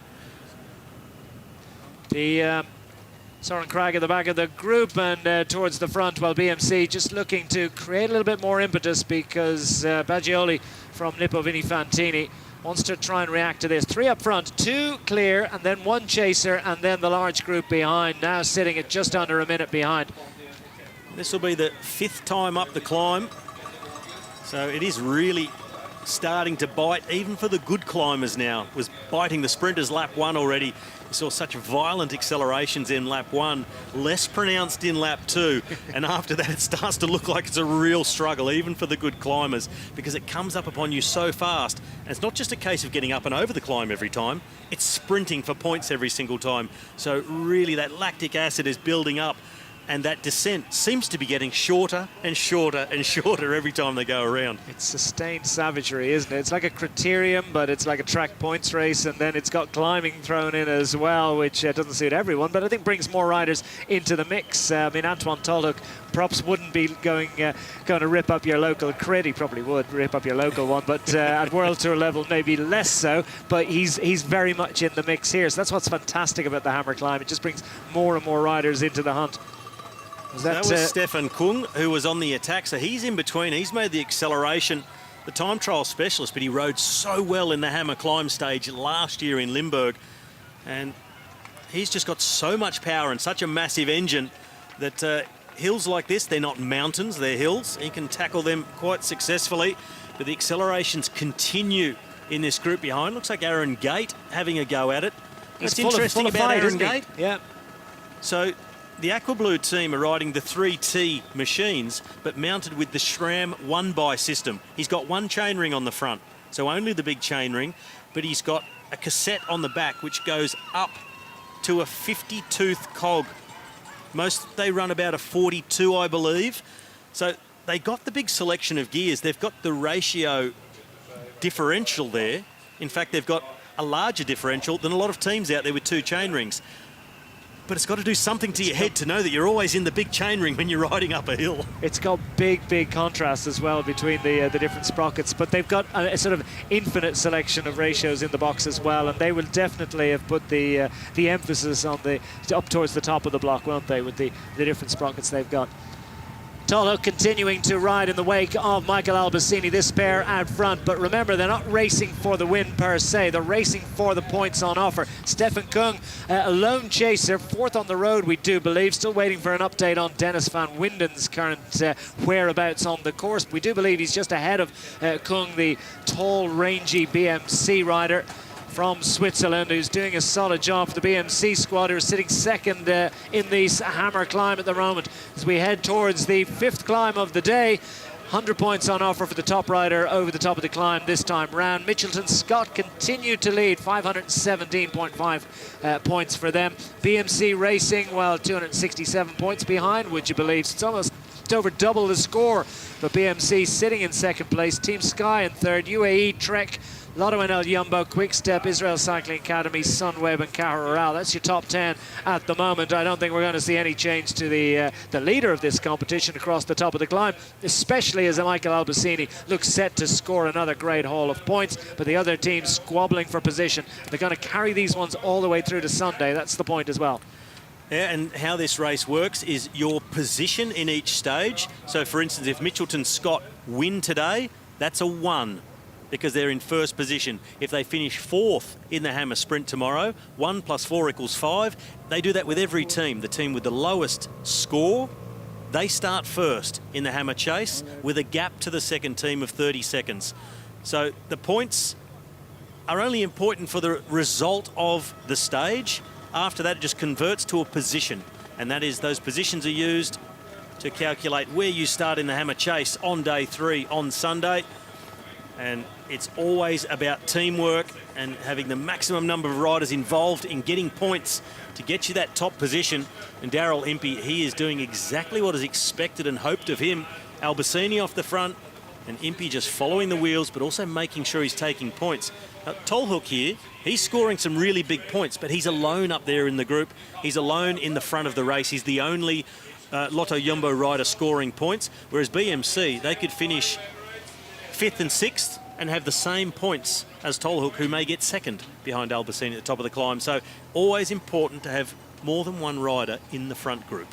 This is Van Winden towards the front, and here you have on screen the lone chaser. So he's third man on the road at the moment for Israel Cycling Academy. It's the Dutchman Dennis van Winden, very shortly to be joined by Stefan Kuhn and the rest of the group, led by Søren Kragh of Team Sunweb, as Kragh looks to get on terms and timing it nicely indeed. So too is James Knox, who looks to skip across on behalf of the Quick-Step squad. Askrane looks like he's out of it at the back, so it's going to be a struggle for Quick-Step to double up on the points across the line. Tolhoek doesn't look as if he's got anything to offer Michael Albasini, and he's hanging on grimly for as long as he possibly can. And these riders are starting to make inroads. They are making big inroads. We saw the shot of Albasini and Tolhoek in the distance, and that gap is shrinking noticeably. And that overhead shot, still sprinting up to the line, these riders. Soren Kragh just trying to hang on ahead of Daryl Impey, and they're all trying to get up onto James Knox. They're not going to get there in time. Brief moment of relief across the climb. Fifth time of asking, double points coming up next lap round, but no, nothing held back. Interesting that Asgreen has been distanced, and will he be able to get back in on the descent? Well, we didn't see it on screen, but we do know Albasini and Tolhoek went through in first and second. Don't know the order between those two. Wait for our live timing to update. Albasini, we believe, ahead of Antoine Tolhoek, with Dennis van Winden in third place. There's the update. James Knox in third. Soren Kragh next ahead of Caruso of the BMC team. Daryl Impey of Mitchelton-SCOTT making 2 riders from that squad in the top 6. And then BMC represented by Stefan Kuhn, Aaron Gate for Aquablue Sport, Nicola Baggioli for Nippo Vini Fantini, and Gianni Moscon, the sole scorer indeed for Team Sky, who led this event early on. They're now down to 4th position. It's Mitchelton-SCOTT that have an expanding advantage of over 330 points. Let's get a look at Albasini across the top of the hill. Well, what a difference to the last time through. Albasini and Tolhoek sprinting it out last time, and this time across, just happy to be across the top of the climb. No sprint, just making sure they keep working smoothly together. And Tolhoek deciding it's futile to take on Albasini in a sprint. Better to just wait till later on in the stage. See if he can ride away from him on the climb. And this next lap round is for double points, so maybe there was a little bit of tactical playing there from Tolhoek. I'll save something for some sort of an effort and try and jump Michael Albasini on this climb coming up. That's always assuming they're still there or thereabouts. They've got 39 seconds in advantage as Guerrero tries to skip back into the group after the big efforts that they made in the sprint just a few moments ago. So riders coming back in, not a whole lot of impetus in that group right now. No, we saw Guerrero last lap, very aggressive. He was in between the 2 groups. He was then caught by this main chase group, shot out the back on the last climb. So his efforts were in vain. Didn't score him any extra points. He was caught before they got to the line, then dropped, and he's had to fight his way back on. So he'll try and catch his breath, regather himself, and see if he can get some points next time through when it is double points. And he's, of course, the only rider from Trek Segafredo. Let's hear what the team directors are saying. Moved up 40 points, so we're 330 behind Mitchelton, and we're 40 ahead of Lotto Jumbo now.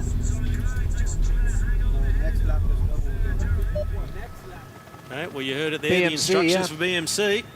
Well, more information than instructions, because, of course, for the riders, they can't see what we're seeing and see that the points differentials and what's happening. And honestly, as a rider, all you need to do is everything you can on every single lap. It's a very simple tactic.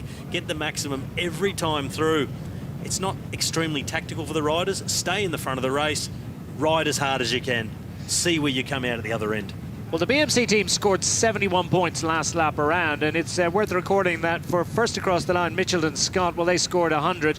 They did, of course, have Daryl Impey scoring a handy 35 points as well. So 135 points accrued by Mitchelton-SCOTT. Solid effort by BMC, about half their total, but Team Lotto NL Jumbo just with 1 rider scoring. That was Antoine Tolhoek. So BMC, for all that they were quite a bit back the road from Antoine Tolhoek, they scored almost as many points, and they preserved their situation ahead of Team Lotto NL Jumbo in 2nd position in the standings, albeit a slight reduction in that advantage, but only very slight. Yeah, they did that, but they did lose 71 points to Mitchelton-SCOTT. So Albasini being off the front, and then, of course, backed up by Daryl Impey, taking those major points. You see how important it is to be up there with more than 1 rider. Tolhoek scoring very good points for 2nd, but overhauled by teams getting 5th and 6th because they have 2 riders off the front or in that main chase group that's left in this race. 48 seconds now, the gap. So we saw last lap, that chase group had Albasini and Tolhoek in their sights. But that's the difference. They were racing each other up the climb in that chase group. They were making quite hard accelerations and sprinting for the points, where these two just rode tempo, kept it nice and even, but they're really keeping the power down on this long, steady descent back into Sandnes, and they're opening that gap back up again. Good play by Antoine Tolhoek. Good play too by Michael Albasini. I wonder, was it he that made the call just to continue to ride as hard as they possibly can, but not race each other and put themselves into a massive deficit that would require some sort of recovery. He's 37 years young now.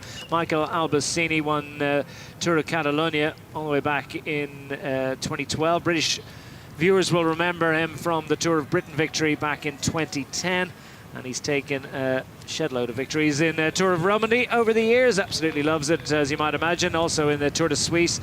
So a selection of great results. Also, always a player in the Ardennes Classics. Likes it when it goes up and down with these short, sharp, but numerous climbs. And it suits Michael Albasini well today, doesn't it? He's deserved that drink.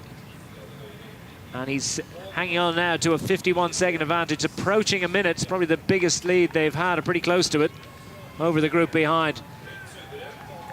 Dennis van Winden has been absorbed. All the other counter-attackers. Stefan Kuhn we saw off the front a little while ago for Team BMC. He's back in the fold. That group is knitting itself back together again, but it's still leaking time to the rest up front as the riders try to see what they can possibly do about getting on terms. Caruso at the back here has been scoring well for Team BMC, but what can they do about getting up to get the big call?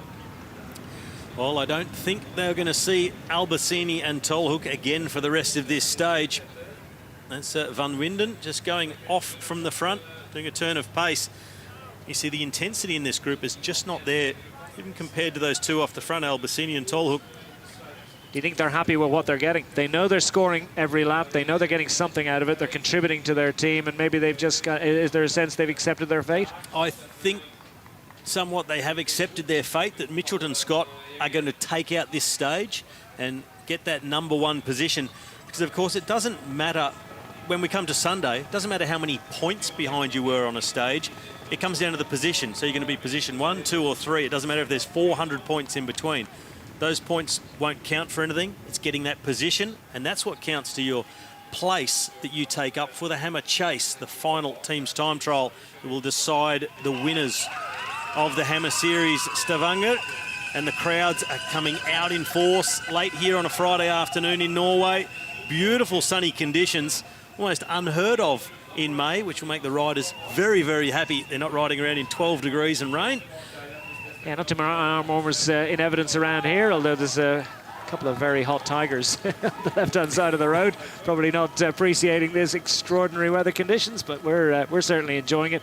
We're at the top of the hill. The riders at the bottom are snaking around in their pursuit of this group, and ultimately of the two leaders up front. Guerreiro at the back here for Trek Segafredo, the Portuguese champion.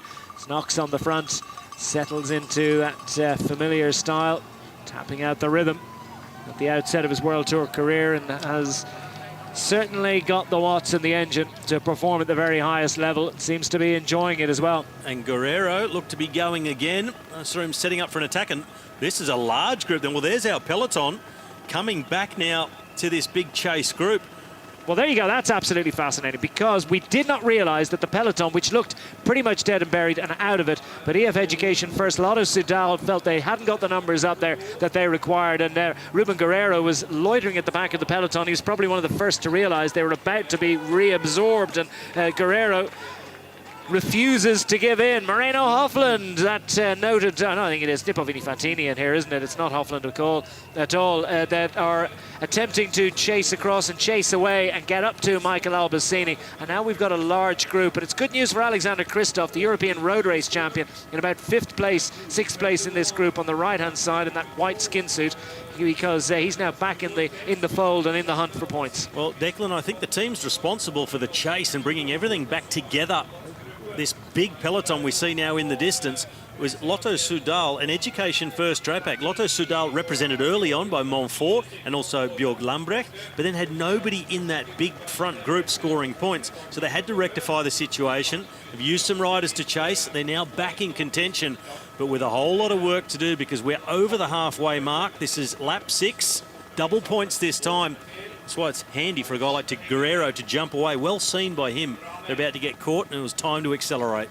Well, Guerrero's gone out front. He's got Baggioli of the Nippo-Vini-Fantini squad for company. They're chasing this duo who have almost a minute advantage. All that reset and rethink has created an expanded lead for Antoine Tolhoek as they hit the kilometre to go mark, and Michael Albasini's put himself in prime position to attack his young teammate. Will he let Tolhoek take them up the climb in totality, or will they share the effort? Guerrero and Baggioli are certainly sharing the effort as they race into the bottom of that climb. 34.5 kilometres remaining of the 79 kilometres of racing. It's hectic stuff, isn't it? Daryl Impey tried a little attack there to get across to Guerrero. Turned out to be unsuccessful, and Impey knows now that the advantage that Mitchelton-SCOTT had in terms of numbers up front has been nullified. So now they need to find a new way to make sure that they're adding to the total that Albasini has. They do, but at least they still have Albasini off the front, and he'll know it's double points this time, and he'll be giving no gifts to Antoine Tolhoek when they come up to the finish line this time. 200 points for the leader across the line. This looks good. It could be Lambrecht, the Lotto Soudal rider, going again. The pure climber, active early, but then missed that move. Yeah, he will have been frantic to get in there. He's like an excited puppy sometimes, isn't he? He's a young rider with such enthusiasm and wants to get in every move. And he knows he can't just hang on and wait for a sprint. This climb flattens off across the top, so he needs to make his move early when it's steep, get them under pressure, create a gap. But these two on lap 6 of 10, they will be staying away for the major points. Inside 300 metres to go. Albasini leading from Mitchelton-SCOTT. Tolhoek from Lotto Jumbo NL. Glued to his wheel at the moment. Response is behind, but it's Michael Albasini who has the honour, such as it is, of leading them out. Guerrero and Baggioli's effort and resistance out front. Looks like they're going to be chased down by Lambrecht, and Team Sunweb have a chaser behind. Is it Storer or perhaps Geschke? Well, it shouldn't be too hard to tell them apart if we get a closer look at their face. But Guerrero's going to go for it as best he can, and we're at the finish line waiting now for the arrival of Albasini ahead of Tolhoek, and that one not really contested. So it's 200 points added to the total of Mitchelton-SCOTT, another 162 points. Here comes Christoph, the European road race champion for Team UAE, wants to score, and he's going to charge up and try and break the hearts of Lambrecht, Guerrero and Baggioli in the middle of this trio. It is Christoph, though, who's finding this gradient not really to his liking. And into the closing moments of this 6th time up the hill, another 3 after this. Still the riders finding the energy for an attack. Is it Lambrecht that's going to get the third across the line? Looks to me as if it's going to be the diminutive Belgian. Baggioli coming back at him in the late run to the line. The Nippo-Vini-Fantini rider wants to put it up to his Belgian rival, and it's going to be thrown at the line. Was it the Nippo-Vini-Fantini? Well, the caption says it was ahead of Lambrecht, Guerrero, Geschke it was for Sunweb, Toonshausen, Jensen and Luis Mas round out the top 10 scorers. Double points for Albasini. The only, well, no, Hausen scored as well.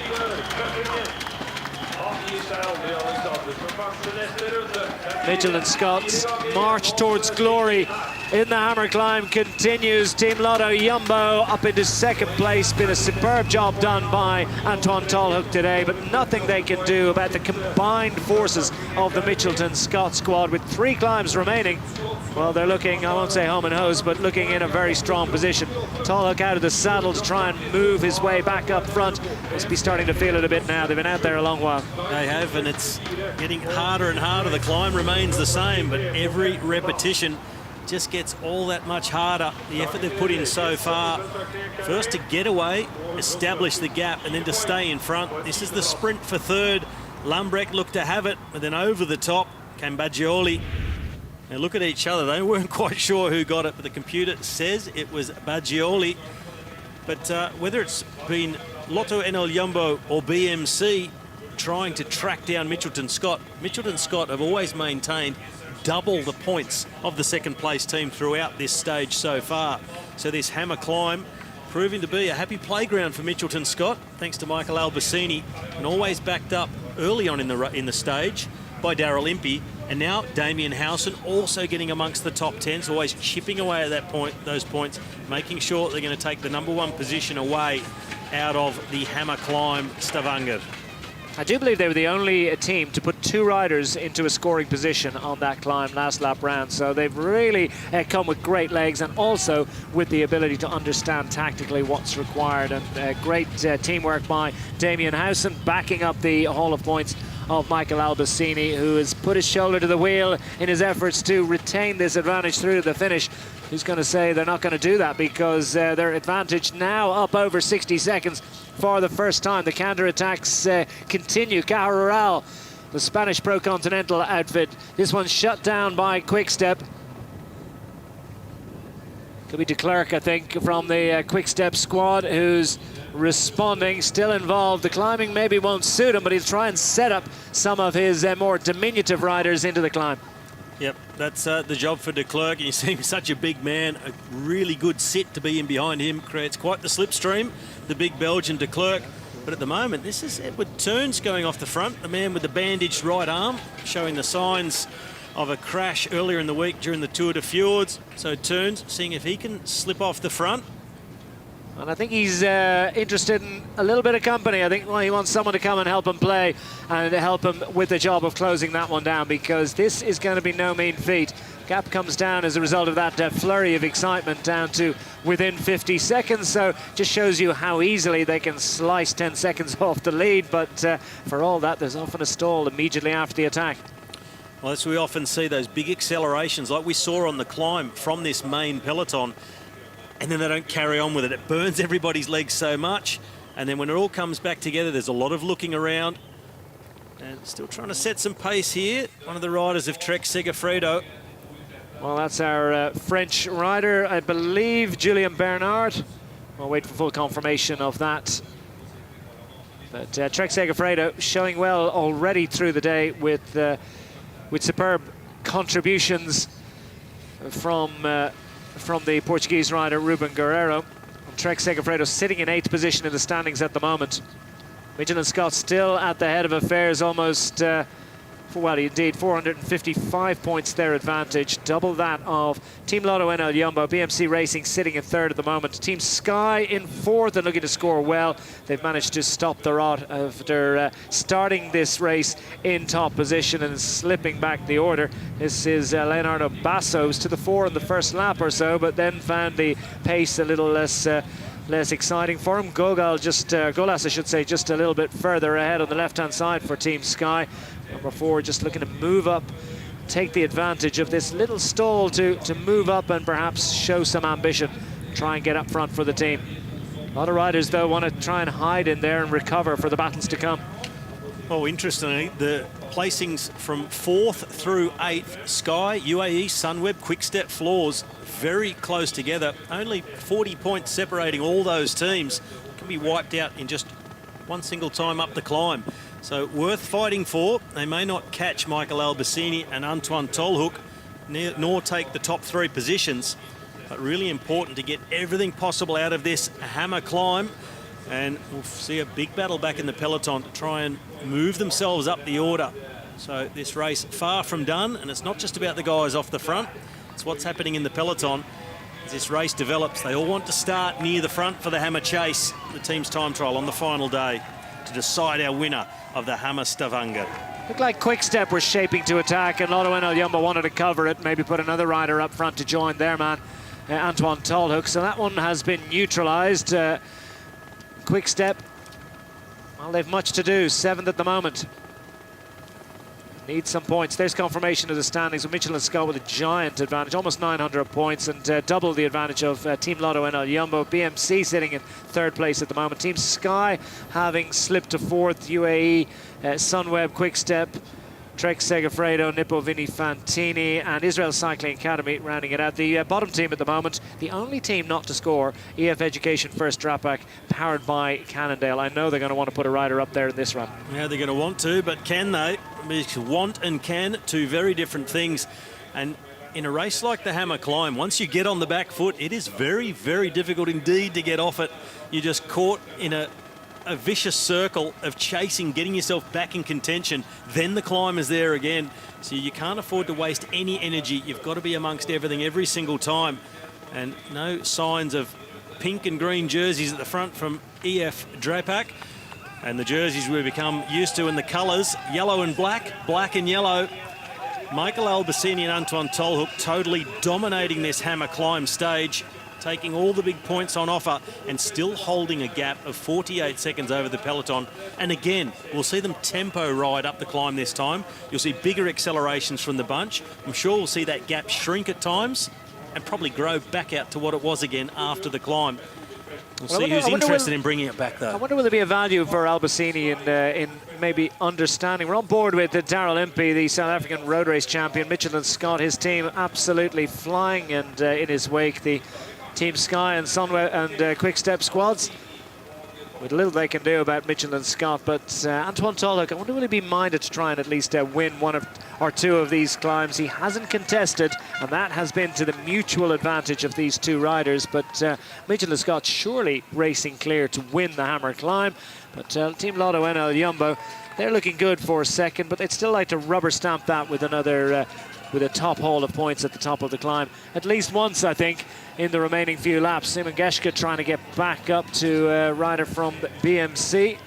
And here come more attacks from Mitchelton-SCOTT. They're full of fight. Well, this is a team that's so well balanced, and Mitchelton-SCOTT, they've got a number of riders who could have been the man to go off the front. This looks, it could be Cameron Meyer.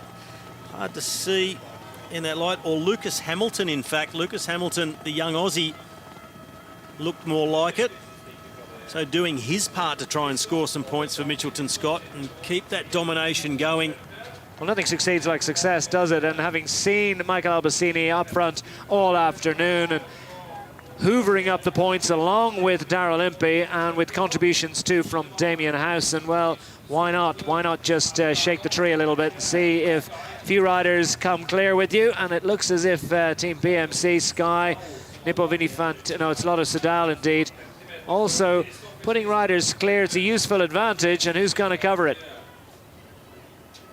Oh, a handy little group getting off the front. Alexander Kristoff in the white from UAE on the front, an EF Drepak rider. Well, they need this one. Get some points, but no matter what they get, they're still going to be behind the 8 ball in terms of positions at the end of this hammer climb.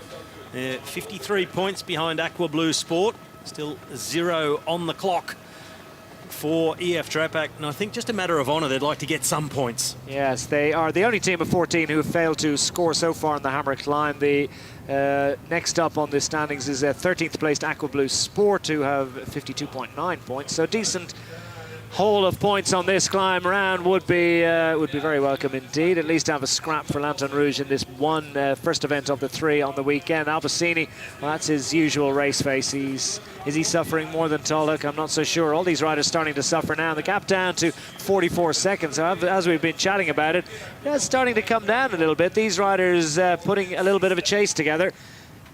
Well, you see fresh riders who've been able to sit in the wheels, like Lucas Hamilton. Just sit there, take it as easy as possible in the bunch. Now making this big acceleration this time on the climb. Really going to eat into that lead of Albasini and Tolhoek. And of course, they're just riding tempo, being smooth, stay out the front and get the points, and then just keep the pressure on the other side. This group, though, that's now on the chase, have a really good chance of getting across to our 2 leaders. While behind in the peloton, being led along by Trek Segafredo, Bernard. Inside 26 kilometers of this sustained pain and suffering that's called the hammer climb, and Team UAE need to start attacking, don't they? Because there's a group of riders up front led by Tom Bowley of the BMC racing team, and they are trying to chase across to our duo out front. Albasini leading Tolhoek up towards the top of the hill one more time inside the final 300 meters.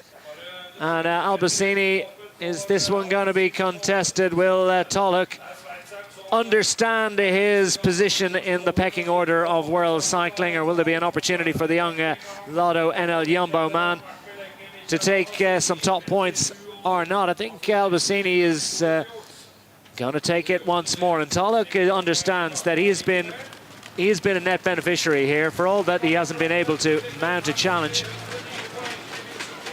Antoine Tolhoek through to top the climb in second position behind Michael Albasini, takes another 100 points to add to his total. And now the battle is joined out on the road behind as Lotto Soudal try to race clear, and it's Lambrecht once more. Lambrecht just trying to jog across to the group led by Johnny Moscon, so nicely timed. This Bowley's going to try and go for Team BMC in the red. Lambrecht looks to challenge Johnny Moscon as well, and it's Hamilton. Moscon's just going to edge ahead of Hamilton, I think, but they're into the final 50 metres, so a long way to go on a climb like this. Moscon just about hangs on, or does he? They look around, they're not sure about it either. Hamilton got him. Yeah, Hamilton pipped him, so that was a nice bit of double scoring once more from Mitchelton-SCOTT. Well, I couldn't help myself. I had to get up here, our position here above the finish line, look right down on the line to see that battle between Hamilton and Moscon. It was indeed Hamilton just edging out the Italian from Team Sky. So Mitchelton-SCOTT first and third that time through. And the first points for EF Drapac, Brendan Canty. I was going to say, I'm quite surprised we haven't seen Brendan Canty, a very talented climber, and hadn't seen him thus far in the race. So good to see him up there getting amongst it. First points for them. And they've got themselves on the board, but not yet lifted themselves out of 14th place out of 14 teams. Maybe Canty just starting to find his rhythm now, with just a couple more, 3 more laps to go. That was climb 7 of 10, 3 more times, and of course another double points sprint on our last time up the climb here in Sandnes. So Mitchelton-SCOTT with that maintenance of that double advantage. They've got double the points of the next best team, and that's that team of Antoine Tolhoek. Still recording that extraordinary first team, now up over 1,000 points into 4 figures. I'm not sure any other team is going to get there. Maybe, maybe not. They've still got 3 sprints left to do it. This is the chase group behind. Lambrecht on the back. Diminutive figure, but such a strong rider and such an emerging talent. String of victories and big success in Tour de l'Avenir, and also in the Liège-Bastogne-Liège front of 23 riders last year, and he's stepped up to the big show and doesn't look as if he's having any problems with the pace so far, does he? Well, Declan, some may think surely Albasini can take it easy now. They might let him back off. They've done enough to win this stage. But you can never be sure in the Hammer Series with double points on the final sprint, and the fact that there's points down to 10. If Albasini was to sit up and back off now and think, I've done enough, and Mitchelton-SCOTT don't score again, and a team like BMC would have put 3 or 4 riders in the first 10 on 2 of the 3 sprints, one of those being the double points, they could overhaul them. So you can't sit back, take it easy. You can't be sure of anything in this race. You've got to keep pushing on all the way. And it's no time now to start doing maths.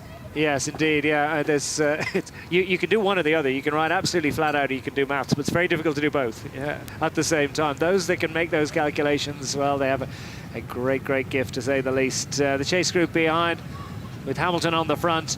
Well, he's not going to chase too hard, is he? He's going to be happy enough to stay clear of the peloton, but doesn't actually want to catch Michael Albasini. The gap's down to 40 seconds now, so it's looking a little bit tight. Well, this group really starting to roll on together now. 2 riders from Lotto Soudal. That definitely makes a difference. You saw Lucas Hamilton taking a back seat. He's saying, no, thank you. I won't take any part in pacemaking. I have Michael Albasini in front, and I'm quite happy with that.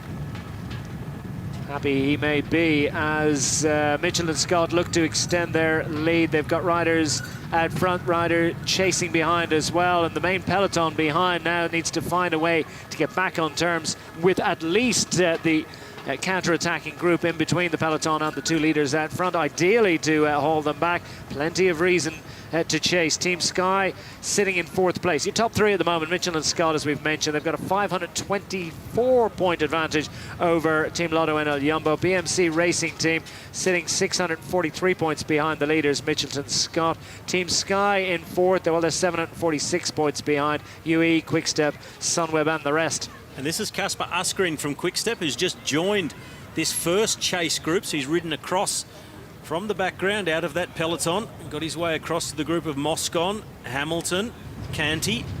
They're in pursuit of these 2, our leaders, and have been now for a number of laps. Albasini here in 2nd position, just about to do another turn of pace. Antoine Tolhoek, great ride from the young Dutchman, and he's holding down pretty much 2nd place on his own for his team. the only man scoring from quite early on.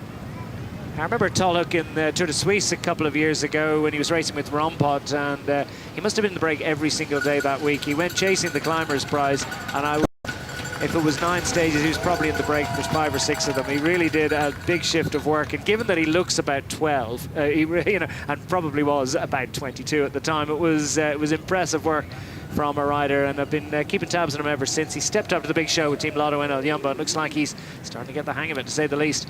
Björg Lambrecht is another young rider. This young man from Belgium, of whom much is expected and much already has been delivered. Well, he's a man, he's about in the same weight category as Antoine Tolhoek, 55 kilos ringing wet, and pure climbers, both of them, and their teams would be relying on them on this stage, the Hammer Climb today, to do the maximum possible, because they're not men who are going to take any or many points in the Hammer Sprint tomorrow. So their job today is get out and get it done, and then it's over to the sprinters tomorrow. And Tolhoek certainly, and Lambrecht, he's been very aggressive, scoring good points for their respective teams. Lotto Soudal, though, they're sitting in 8th position at the moment, but they are only 85 points behind 4th place of Team Sky, roughly.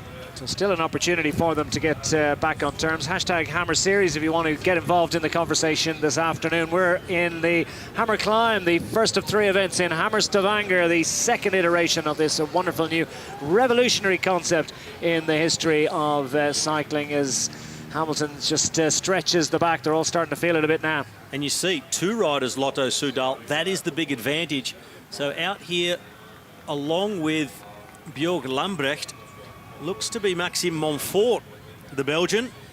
So the 2 Lotto Soudal riders, if they can be up towards the front of this group next time over, they'll really make big inroads into the points totals of Team Sky, UAE, Quickstep, and of course also BMC, currently sitting in 3rd position. So Lotto Soudal with a good opportunity now, but the peloton have not given up the chase. The gap quite small to that group containing Lambrecht and Montfort. One interesting statistic is that Michael Gugel, who we saw absolutely turning himself inside out to finish 2nd on the first climb, he went racing clear. He's listed as a non-finisher, so his 81 points scored for 2nd place are not going to count for Trek Factory Segafredo. Look at these statistics from the full lap of lap 7. Around about 400 watts for a lap for 8 and a bit kilometres. Try that in training tomorrow.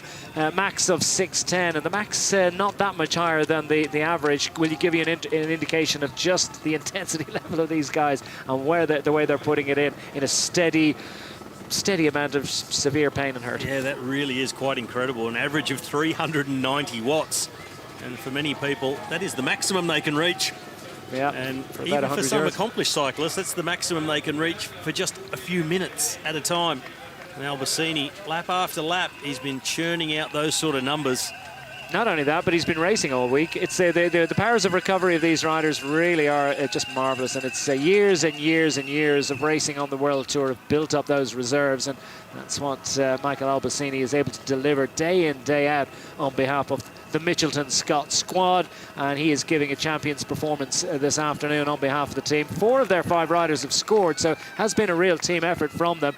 The major haul of points behind Albasini, of course, coming from Daryl Impey, but Damien Howson and young Lucas Hamilton also scoring for them. So it's been an all-round team performance so far. It's not complete yet because these chasers have the gap down to 33 seconds. Well, things starting to close down. Brendan Canty, he's the man in the pink who just got his team's first points on the last lap through. And the climbers, they've got to get the job done today. Now, looking at the performance of Mitchelton-SCOTT, really consistent, 4 riders scoring good points. Who are they going to put in for tomorrow's sprint? How are they going to back this performance up? Because it's all right to be first in the Hammer Climb. You've got to be quite consistent and also be near the top of the table in the Hammer Sprint if you're going to start in first position for the Hammer Chase.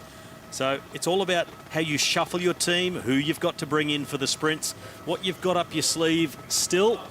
But they have been totally dominant today, and they'll be very happy with this performance going into tomorrow. It was interesting in last year's Hammer Climb in the Hammer Limburg, the inaugural event. in the Netherlands that it was dominated to a certain extent by the Movistar team, but they really didn't carry it through the weekend and slid out of contention by the time they came to the Hammer Chase on the final day. So this very much is a 3-day event, and it's a point well made. You really do have to have a great all-rounder, a group of riders that are capable of doing a job day in, day out. And who are you going to place into the Hammer Chase tomorrow, and who's going to have the legs, for the Hammer Sprint, and then who's going to have the legs for that team time trial event, the Hammer Chase on Sunday afternoon. Well, that's a long way in the distance. None of these riders are capable of thinking about that right now. They're just thinking about what they're going to do, about getting on terms with the duo out front. The gap is starting to come down to just over half a minute. It's the first time in a long time that it's looked even possible. And that's because Lotto Soudal have put numbers in here. Well, Maxime Montfort, a big turn of pace. He feels the peloton breathing down their neck, and he knows he just has to get Lambrecht to the climb the next time, and then he can open up the burners and try and create a bigger gap between himself and what's left of this chasing peloton. So Montfort, under the 1 kilometre to go on the steepest part of this climb up towards the finish line, where the points are on offer, and I'm pretty sure we'll shortly see Lambrecht go for it. He's trying to hold off the bunch. He's like a pistol cocked, isn't he? He's just waiting to launch, and well, will he be the first to go? Well, riders are trying to come across the gap, and the gap is narrowing. It's showing as no more than 20 seconds. I can tell you it's a lot less than that between the peloton and Group 1 that you're looking at the front here, with the two riders in red and white from Team Lotto Soudal just in front of Mitchelton-SCOTT with Hamilton and the rest in their wake. And the gap has been closed. They've knitted that one back together again. And Montfort, though, is setting it up for Lambrecht, and Lambrecht's ready to launch. But I suppose ideally for Lotto Soudal, they need Montfort to ride through to the top of the climb and ideally score points. Yeah, that would be ideal for Montfort to get some points. And Lambrecht, he was just looking back, just seeing how many guys are coming across. Do I need to go yet? Will I wait and just have a short kick to the line? And we now see Antoine Tolhoek. He is leading Michael Albasini this time up the climb. Albasini has been first across the line most times already in this race. Tolhoek looks like he'll take top points this time. And behind, here's Lambrecht. Lambrecht launches to try and take third place for the Lotto Soudal team, as Antoine Tolhoek, let it be recorded, is going to take top points. At the top of the climb, the Team Lotto NL Jumbo squad have scored the 100. It's a decent addition of 81 points for Mitchelton-SCOTT as Hamilton looks to try and respond, but coming around, well, no doubt about Lambrecht is going to get that one. It looks like Shaw, I think, or Knox is next up. Asgreen, perhaps. So we'll wait for full confirmation of that as the riders scroll through. Indeed, Knox, Asgreen, Hamilton, Moscon, Geschke, Bajoli and Soren Kragh Andersen making it 2 Sunwebs at the back end of the top 10. The rest of the bunch winching themselves to the top of the climb. They've got to do it twice more. There's reset, and Team Lotto NL Jumbo have taken the gap down to within half of the total of Mitchelton-SCOTT for the first time in a while, isn't it? For all that, though, Mitchelton-SCOTT just have to defend for 2 more laps. It's pretty much done and dusted for top spot. Still a decent scrap for positions 3rd through to 6th. Well, Tolhoek leading through that time. You see the effort just etched all over his face.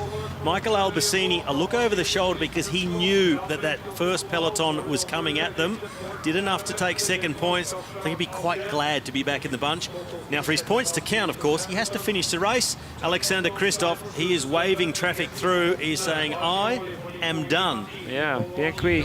And when Kristoff is dropped, no real reason for him to finish because he hasn't scored any points over the top. He's done what he can for his team, provided a lead out a couple of times onto the climb. And this here is Tolhoek. He is pushing on with it now, where Albasini looked content to be caught by the group behind. Tolhoek thinks, I'll just get out and get a few more points because he's not feeling his 2nd place is safe for his team yet. Well, maybe Albasini is feeling the effects of the efforts he's made over the last few days, but Antoine Tolhoek, at 24 years of age, is full of fight and he will persevere. He will not give in. He's just over 15 kilometres of tough bike racing left, and he is another couple of 100 points, make that 300 points indeed, on offer for the top rider at the top of the 2 remaining climbs. So he will persevere for a little while longer. Albasini will surf along in the wheels and try and recover as best he can to give another defensive performance. But the Sunweb squad are trying to They're trying to cook something up with Geschke in the beard here on the front. Soren Craig Anderson, the Dane, was just to his left and deep in conflab. So 8 seconds the gap to Tolhoek in front, and really not working together in this group. Albasini, he'll just be glad to be back in a group and sit the wheels and a little bit less work. Lucas Hamilton here at the back, number 23, shakes the legs out a little bit, gets into the slipstream of Geschke and Anderson. There's Tolhoek in the distance, and the chase led at the moment by Quickstep, and that's Askren. But you would think on a flat road that the battle between Antoine Tolhoek, who's been out there all day, and Kasper Askren and friends would be an unequal struggle, to say the least. They're very much different riders, especially on a flat road. Albasini just floats to the front as if to disrupt the chase just a little bit, or maybe contribute to it, of course. But why is he going back up to his erstwhile breakaway companion? Well, he wants to try and make it another dominant haul of points if possible. The gap's coming down, and there we have the gap between the leader and the chasers behind. There are more coming in. The more riders coming in there. You see the leader, you see Group 1, and the Group 2 is also about to make the junction once more. Tolhoek is back. It's been a brave effort. So chapeau to himself and to Michael Albasini. Albasini, the really big scorer there. Well, as we come down with just 2 more climbs to go in the Hammer climb Stavanger, it looks like we're going to start this time onto the climb with quite a large group. The largest group since the race started. Well, that will be, yeah, like lap 1 all over again. Who's going to fire first? Here's Christoph. He was waving the traffic by earlier. Now he's riding himself back onto the bunch again. The European champion in the white colours with blue and the yellow stars. And he's seen a chance to bring his teammate and fellow countryman Sven-Erik Bistrom, who scored already in this event, back into the bunch. Maybe Bistrom can deliver here. Very important to get Bistrom back in there, and of course important for him to finish so that his points count for his team. So Christoph, he's doing the team job today. He's playing domestique. Tomorrow, the shoe's going to be on the other foot. He's the fastest sprinter of his team, and they'll be relying on him to be getting up there in multiple sprints. He's the hometown boy as Tim de Klerk goes to the front and winches them along at, well, sustained horror, really, the amount of power that this man can generate. He spends hours after hours on the front of bunches, day after day, week after week throughout the year. He is a big unit. He is a big strength for the Quick-Step squad. He's a big contributor to their extraordinary haul of 34 victories already this year. And, well, they're not going to win this one today, are they? But the Quick-Step squad have steadily moved up the order, and they've been scoring quite well of late with Kasper Askren's contribution. Now they're up to 5th, so they're in with a decent shot of getting in touch. Indeed, they're just fractions behind Team Sky, just 1 point. It's extremely narrow there. Great opportunity here, and needless to say, Team Sky are going to mark Tim de Klerk and Kasper Askren. Well, they're going to have to try to, but marking riders at this stage of the race, with how steep and difficult this climb is becoming, as the riders, they'll certainly tell you it was definitely getting harder. The climb was definitely getting steeper. I'm sure it was, because that's how it feels to the riders. That many laps in. 2 laps to go, 2 more climbs, so they'll get the bell the next time through. Tim de Klerk driving them along. Things really pretty tight between 3rd and 9th position, so a lot of positions can change there, particularly between Trek Segafredo in 9th, just ahead of them UAE, just a matter of 34 points ahead of them.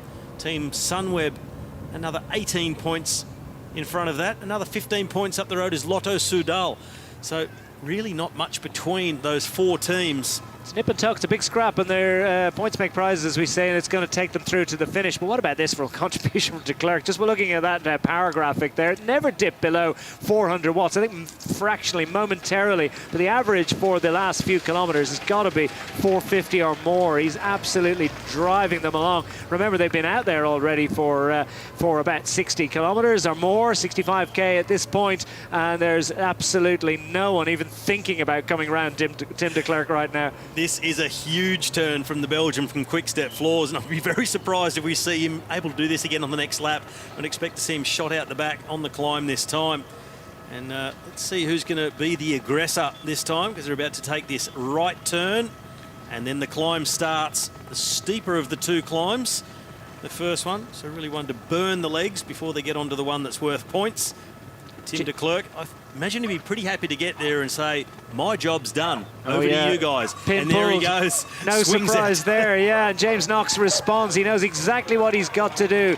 Just in and slots into the wheel. Is this duel perhaps of the Sky squad? We look through the glare to try and pick out the features of the Sky Rider on the front. And what about a great job from Nippo Fantini? Have they put Baggioli up there again, or have they got another rider? Looks like Baggioli. Knox looks equal to this one, doesn't he? Goes to the front. As you say, this is the steepest part of the climb, and no surprise that plenty of spectators have come out to watch it here. Mitchelton-SCOTT look to respond as well to the effort of James Knox. I think Top that's points on Lucas offer. Hamilton in second position. Baggioli in third wheel and being marked by the riders of Sky. Well, nothing Team Gianni Sky can Moscon. do about that, so they'll hope at least to put a couple of riders into the mix when they come to the top of the hill. This little plateau, it even drops down a little bit, offering brief respite, but really it serves to disrupt the rhythm a little bit. Well, the riders, I'm sure at this point, they'll be quite content to have the rhythm disrupted and not have to go up another steep Yeah, section. And as I say that, they hit the next uphill ramp and just coming back together at the front. So the rider from Sky is able to close that gap down. Remember, 1 point separating Sky from Quick-Step. So a little flick of the elbow. Was he left out there for too long? Was he right to play it the way he did? He tried to stretch clear James Knox, the young Englishman, and surprise all the others, and instead he finds himself in defensive mode. It's a group that are stretching clear of the rest, and it's thinning down significantly and considerably at the back here. Michael Golash is going to struggle to contribute for the Sky team, but he's going to do his best. Geschke just moves off the front, moves back on it again, realizes he's got a teammate in there. Team Sunweb looking to move up from their current 7th position. Team Sky are sitting steady in 4th. They've been there for quite a while, having initially led this competition, and there's a little bit of a ceasefire called. The blue of Quick-Step represented by James Knox, and they're looking to move up from their current 5th position, just a point behind Team Sky. Well, another big split here over that first climb, that really steep section. We saw quite a large group come through the harbour area, but then a really big split. This is Golash at the back, number 4, making his way back on, along with Bernard. So one of the Caja Rural riders, that's Luis Mas. They're getting back onto this front group now, led by Gianni Moscon. Just the 2 riders now from Sky, but Golash, we saw him struggling. So 2 more, and Golash knows that he needs to move up front and set something up and ambush this one. Well, cover the attack really from inevitably coming from Crag. Was it Soren Crag Anderson indeed, who's gone to the front, and Golash, who was dropped just a moment ago, finds himself in with a great shot of scoring points. Still a long way to go to the top of the hill though. But it's a good move from Golash. He realised he couldn't match it with them on the steep sections, so when he got the opportunity from the back with momentum out of the slipstream, follow this attack, and maybe he can just jag some points, which could help Team Sky hold off the rush of Quick-Step trying to overhaul them. Just 1 point the difference, Sky trying to defend. It takes amazing mental fortitude though, doesn't it, to attack when you've been dropped, you've just about managed to get back on. To put yourself into the hurt locker immediately takes great courage, and Golash has gone to the front here with Soren Crag Anderson and has set himself to the task of trying to hold off the rest behind. Is it Hamilton that's leading the riders for Mitchelton-SCOTT? They're greedy for more points this afternoon. Well, Hamilton, he was the man that made the acceleration. Albasini, of course, still there in that group, and I expect to see him take some more points. 2, 4, 6, 8, 10, 11 riders in this group. Another 2 off the front. 3 riders going to miss out on points this time. They're only a matter of a few hundred metres away, and we see those power outputs. 460 watts, 480 watts for Anderson, 500 now, little steeper section. So the effort put in lap after lap with those huge power outputs, and then having to bash out a sprint on top of that as well. What is this, Hamilton or Albasini? It's one of the... Albasini? Hamilton. Yeah, is it Albasini? I think, yeah, we'll wait for full confirmation as we pick them out. But it's the Knox more solid figure. Yeah, Knox has been ambushed. I'll tell you what, having been in the break all afternoon, it's going to be nip and tuck as to whether he gets up to add to his haul of points. It's not going to be a top score of 100, but it is a great score from Soren Crag, and Albasini just about missing out. But what about that for a great second place finish? And this man's appetite for hurt, an appetite for great sprinting. At the top of this climb, what great entertainment he's given us this afternoon. The old stager, the silver fox, call him what you will. He won't mind because he's scoring and heading to victory this afternoon as Mitchelton-SCOTT score well again. Soren Kragh, though, takes the top 100-point score for Team Sunweb. Well, Michael Albasini, he has a fantastic capacity to punishing himself on the bike. He can dish out the hurt to himself. I haven't seen many riders able to push themselves like he does. He's done such a huge effort already this afternoon, taking such big points, but he feels a great responsibility to his team to keep leading from the front, pushing on again. And that gap to second now, back over double. Well, that's the reason, really. He must have realised that it had slipped inside double the score, so I better right that horrible, horrific wrong. Great score by Soren Kragh, though. The Danish rider breathes a sigh of relief, because now he knows there's just got to go up that hill one more time. Michael Albasini, has he got the legs for one more push? Double points on offer. Not scoring well for Quick-Step squad, but behind Team Sky packing well. And indeed, Team Sky have moved back up into third place in the standings. So give you a quick update. Mitchelton-SCOTT inevitably leading from Team Lotto and El Jumbo, as it has been in second place. That looks secure at the moment. Team Sky, though, moved back ahead of BMC Racing and into third position. BMC now still ahead of Team Quick-Step. So Quick-Step putting James Knox up there, but they needed the numbers. Quick reminder, hashtag Hammer Series to join the conversation. Yeah, well, you see the importance of a number of teammates being up there amongst the points. Gorlast, he crossed the line in fourth that time, but in sixth was Moscon, and that was enough to extend their lead in front of Quick-Step, who had James Knox in front of the Sky Riders. But now that gap out to 22 points between the two, and in between them now, BMC, because scores laid down there as well. In fact, BMC dropping back towards them, not scoring that time. The Swiss-registered, or American-registered Swiss team with more nationalities than any other, I think. Yes, and plenty to race for as well at the moment. Lots of chat about the future of the BMC squad, exactly where they're going to be next season. There is, it is hoped indeed that that team still is there. Andy Rees, their owner, having passed away recently, so it's a difficult time for the BMC squad, but scoring well here and in with a great shout of a podium finish, at least on the Hammer climb.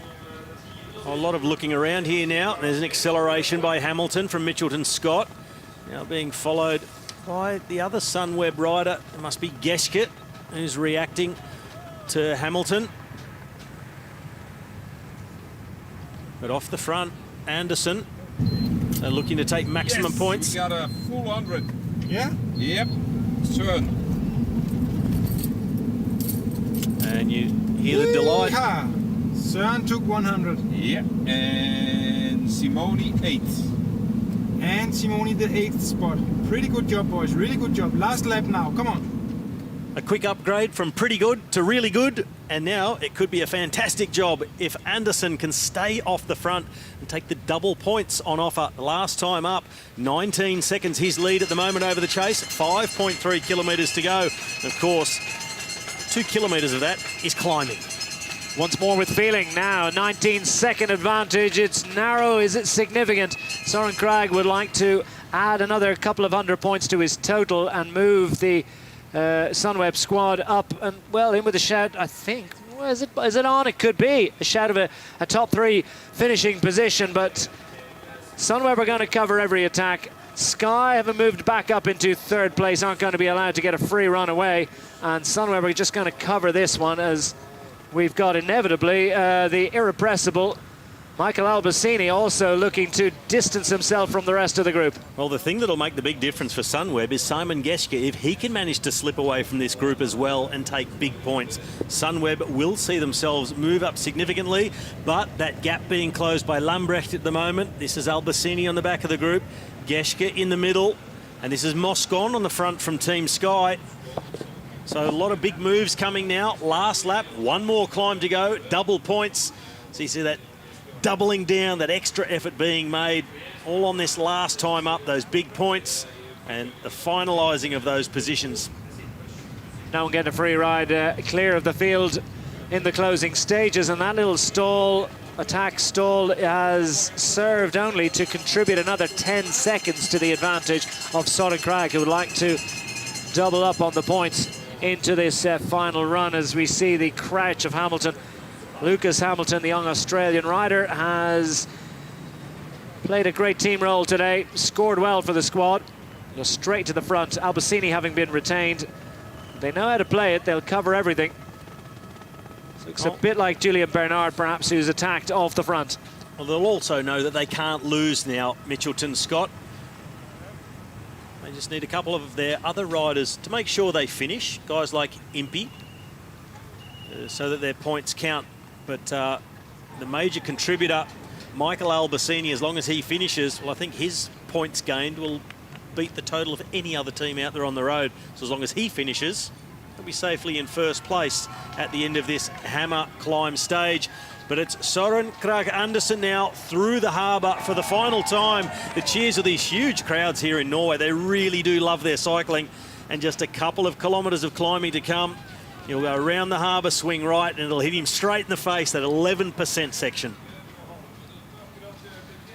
Getting set for the final push. A little bit of a stall there, isn't there? And it looks as if a little bit of distance being established between those two groups as they gritted teeth across the cobbles in the harbour section. Plenty of non-finishers already, I can tell you, but as far as I can see, just one rider who's non-finishing, who's actually scored points. That's Michael Gulgel, the Trek Factory Segafredo rider, who's out of contention, out of the event. He'll leave it up to his teammate Julian Bernard. This group starting to allow Søren Kragh to stretch his advantage. He's into the pain and suffering. He knows he's got it out another 2.5 kilometres of this, and he'll take a big chunk of change that could be a huge contribution to his squad moving up the order at the back end. Well, you see, he's got 34 seconds to that main part of the chase group, but in between are a few riders that have managed to slip away.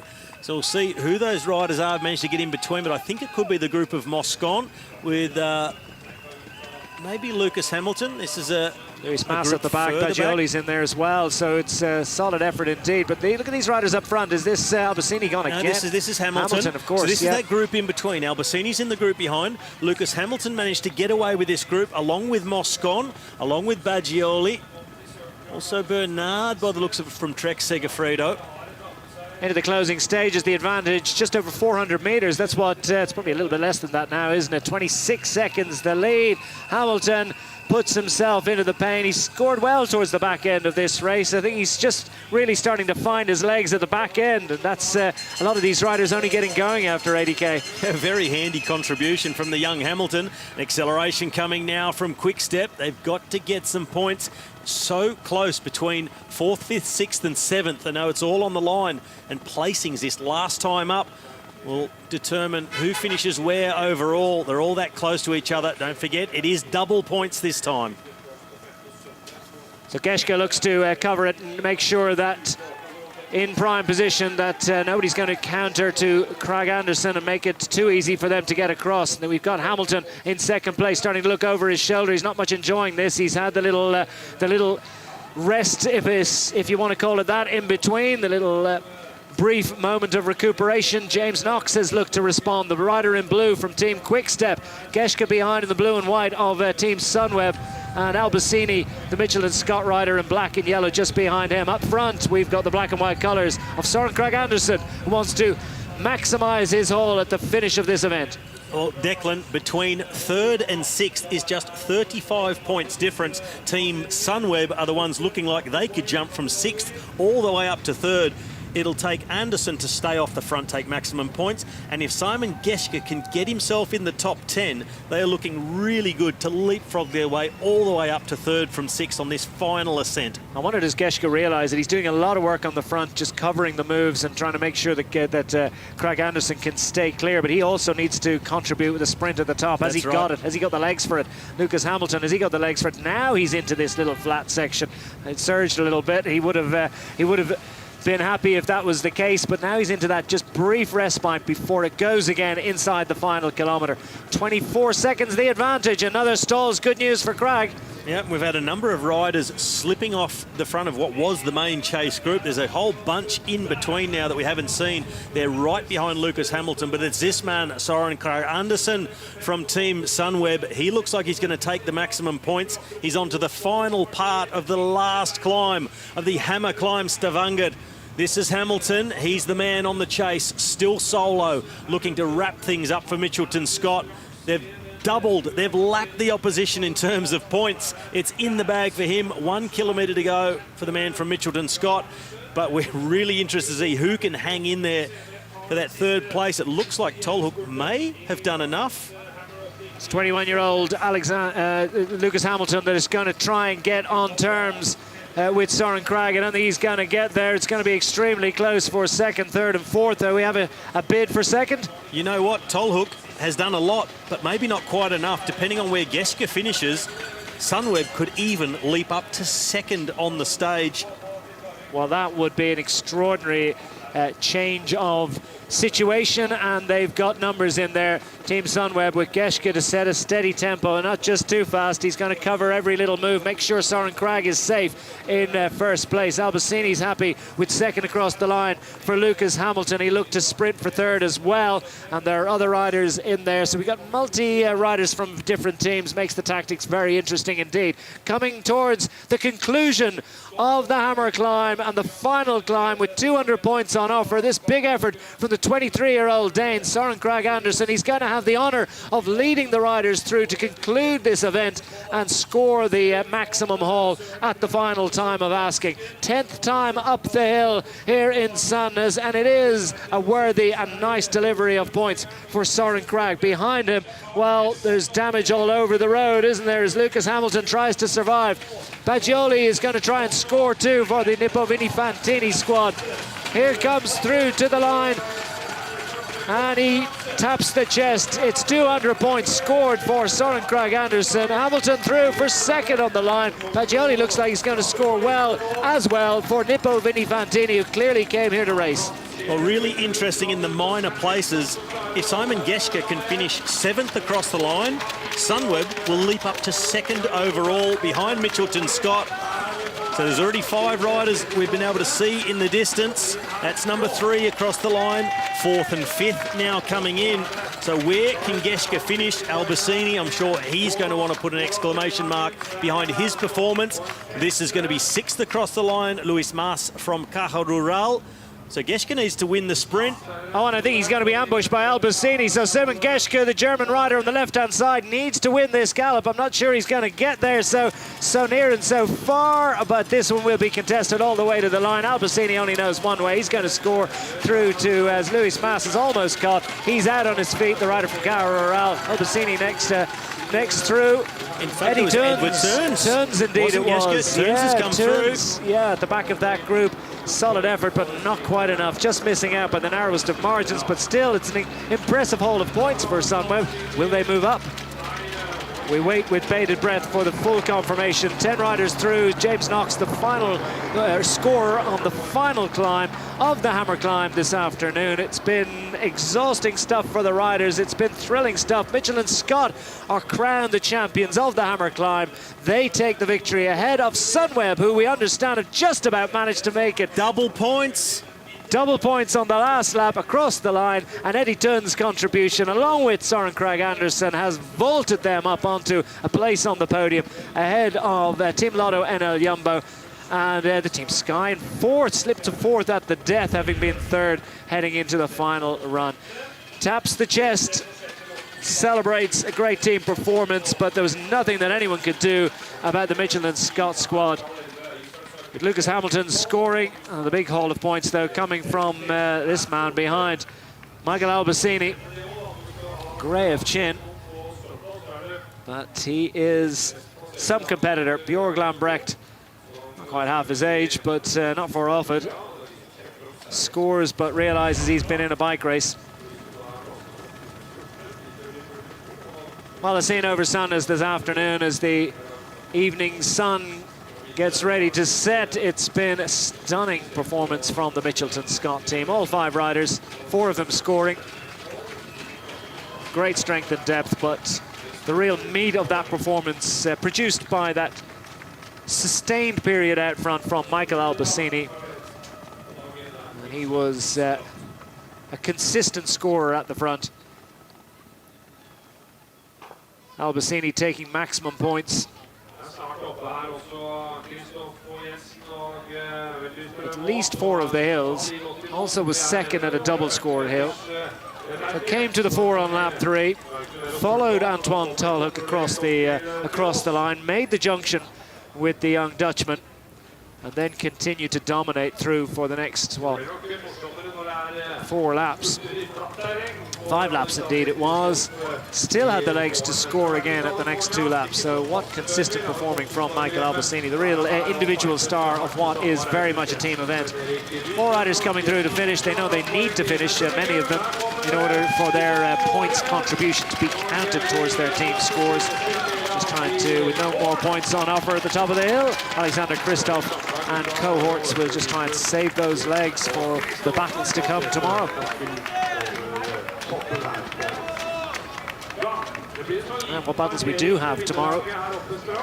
It's the Hammer Sprint. We've got it, we could well have caught up. Let's confirm the overall standings for you. It's double scores for Mitchelton-SCOTT ahead of Team Sunweb. Team Lotto NL Jumbo getting up for 3rd. Team Sky relegated to 4th at the death. Quickstep separating up to 5th. BMC Racing Team in 6th. And Lotto Soudal rounding out the top 7 after a solid performance from the Belgians. Solid effort too from Nippo Fantini as we scroll down through the order at a rate of knots. Nippo Fantini ahead of Trek Segafredo, UAE Team Emirates in 10th, Caja Rural, Israel Cycling Academy, AquaBlue Sport in 13th, and rounding out the scorers, EF Education first. Let's have a look at what's been a superb day. Let's pick up some of the highlights of the Hammer Climb this afternoon. Flag came in, it was all action some 79 kilometers ago. And right from the get-go there was action. Everybody wanting to be up there from the initial push. Michael Google surviving to take second on the line at the first time of asking, but Sven-Erik Byström scoring well at the first double score, and Michael Albasini heading out front. Eventually in the company of Antoine Tolhoek. Just inching off the front. He didn't really plan that attack, did he? He just saw that no one else wanted to ride hard, and Albasini in the company of the young Dutchman Antoine Tolhoek scoring lap after lap, taking a double score as well. Eventually Tolhoek was the last of those 2 riders to be retained by the small chase group behind, which grew in size as riders came back into the fray. Lucas Hamilton making his contribution at the death towards the back end of the day's racing. Agioli as well. And into the final sprint to the line at the top of 10 tough climbs. Søren Kragh Andersen producing a haul of points that proved critical in allowing Sunweb to move up to 2nd.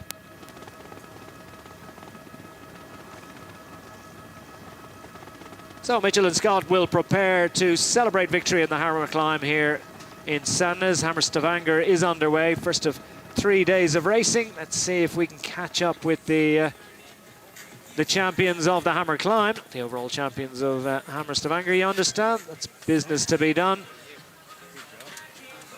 And Robbie's caught up with Daryl Impey et al. After what was a tough day out for everyone. Great haul of points from Impey.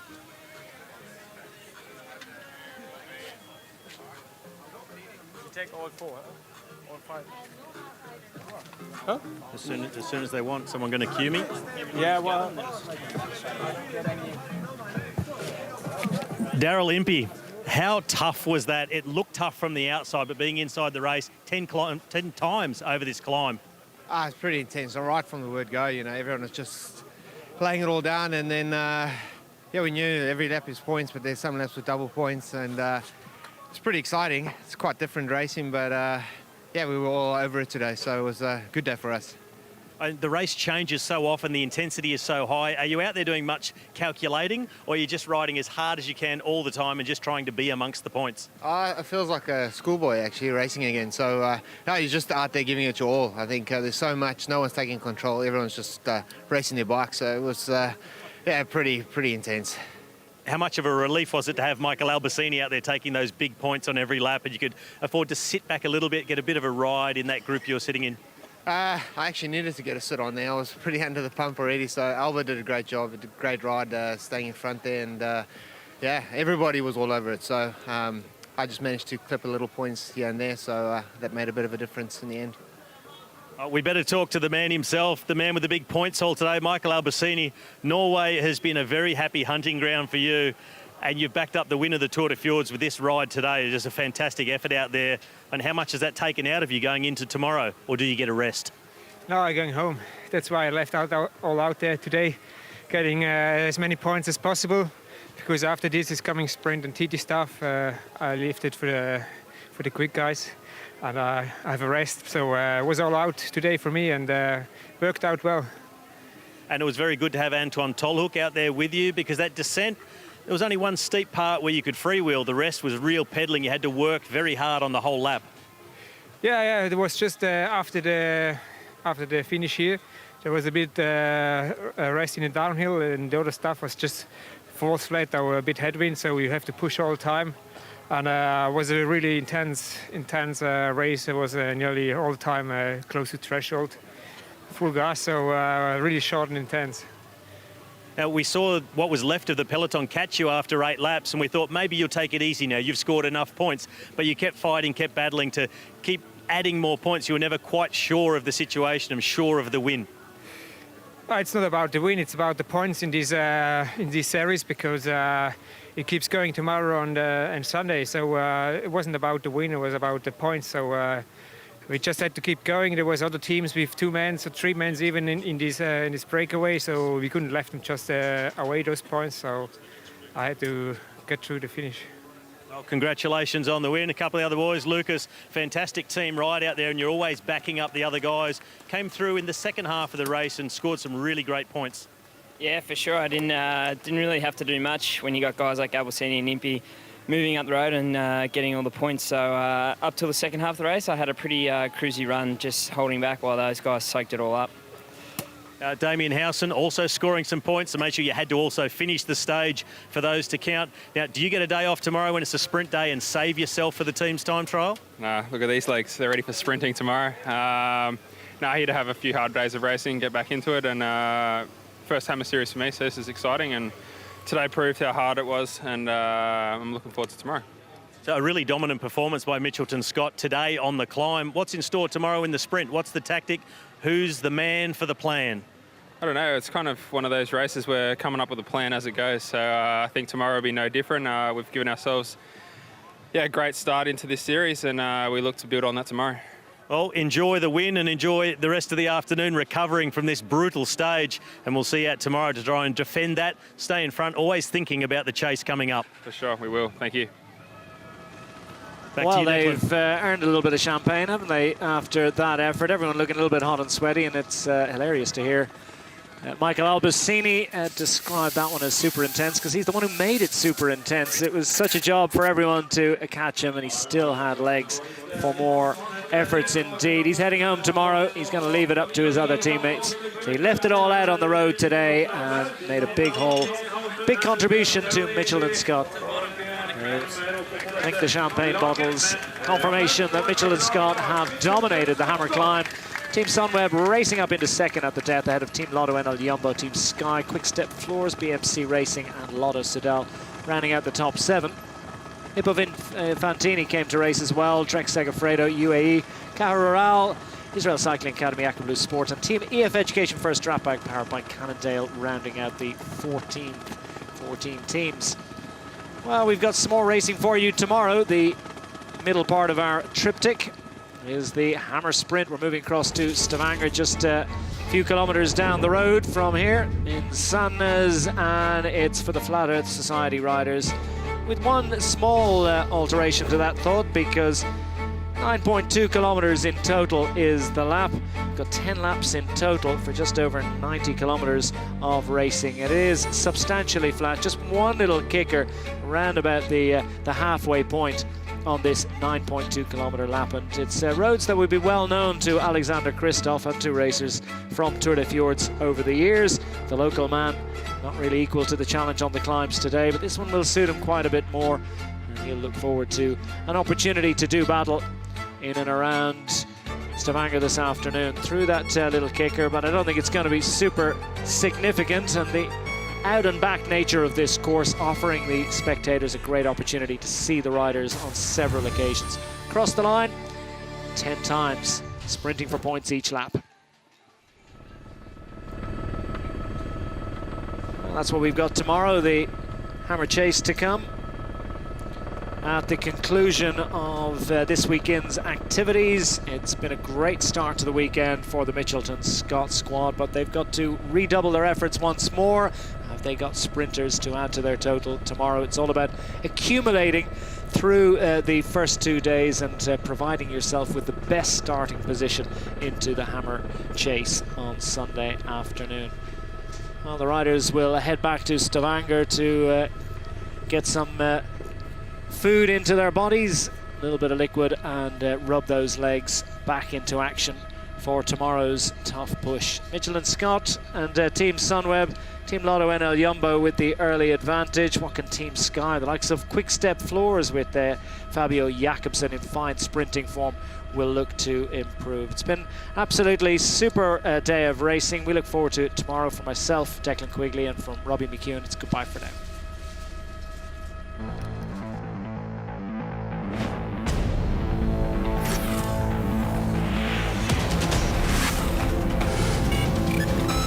When it starts, full gas. Into the final 200 meters. The chase has begun. What a sprint. Never seen this before. Yes! Absolutely fabulous.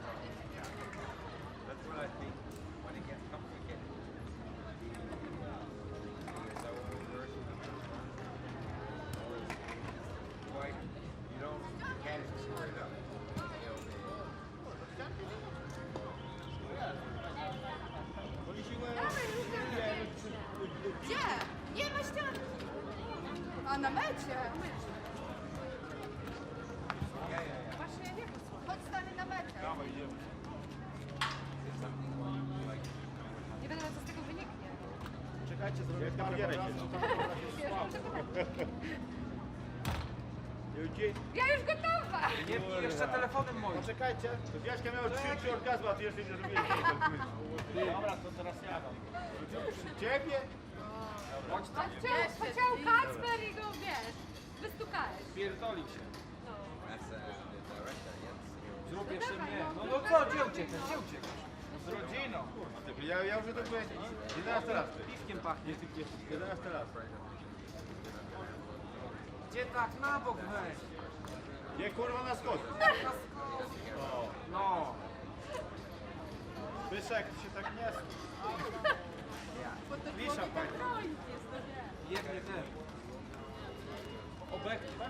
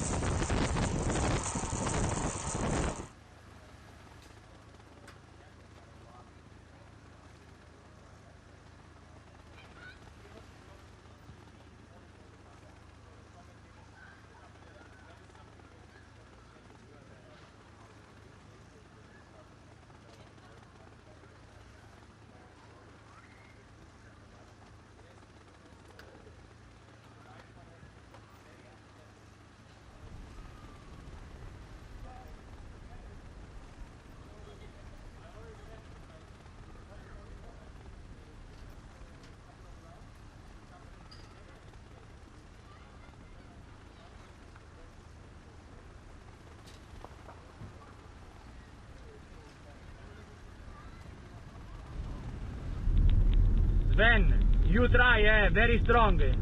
It's good today. Alex, very good, thank you.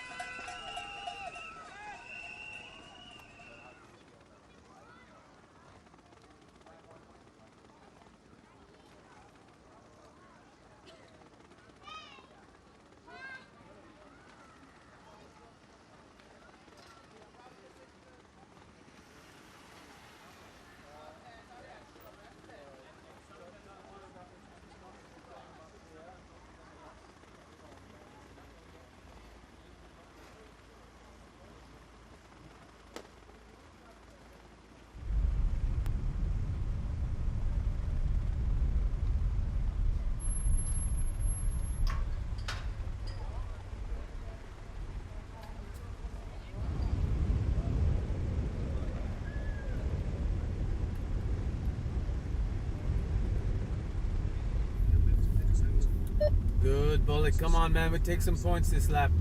It's 35 seconds to Albasini. Peloton is 10 seconds to you.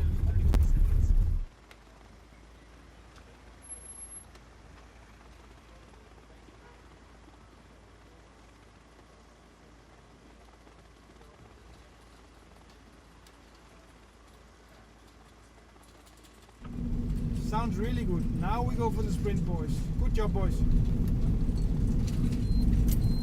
Yes, we got a full 100. Yeah? Yep. Søren. Yeehaw!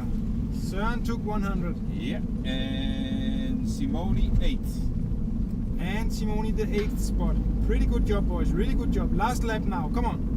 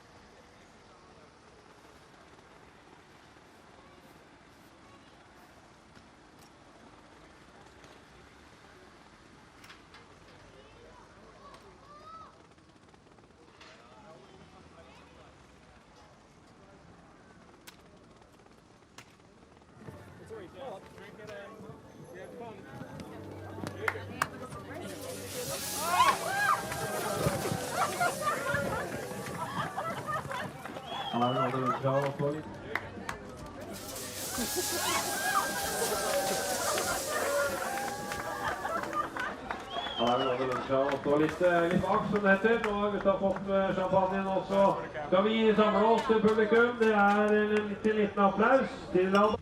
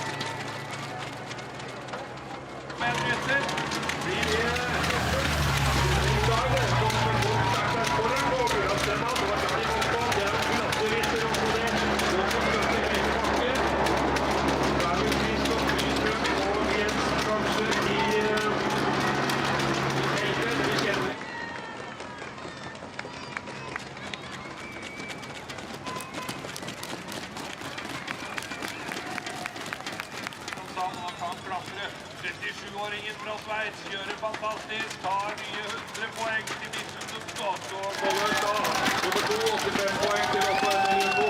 Dennis van Winden tar 3, tredjeplasse.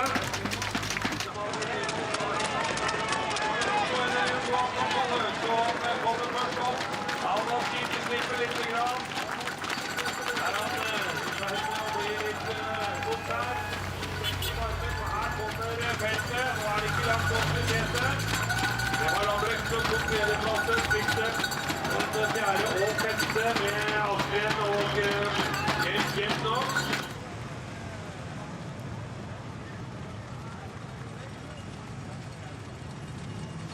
Kommer opp og får da den siste store hoppen i dagens Hammer Stavanger konkurranse.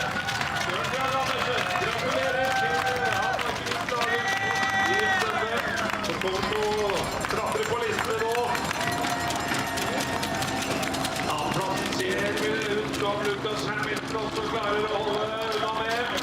Før vi går inn i Martini og har gjort mye av jobben der i dag på en skjålig.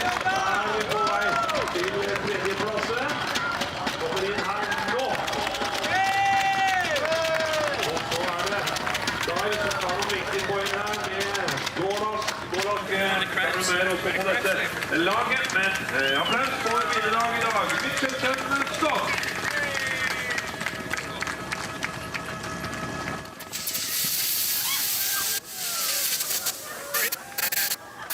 Now I'm going home. That's why I left all out there today, getting as many points as possible. Because after this is coming sprint and TT stuff, I left it for the quick guys, and I have a rest. So it was all out today for me, and worked out well.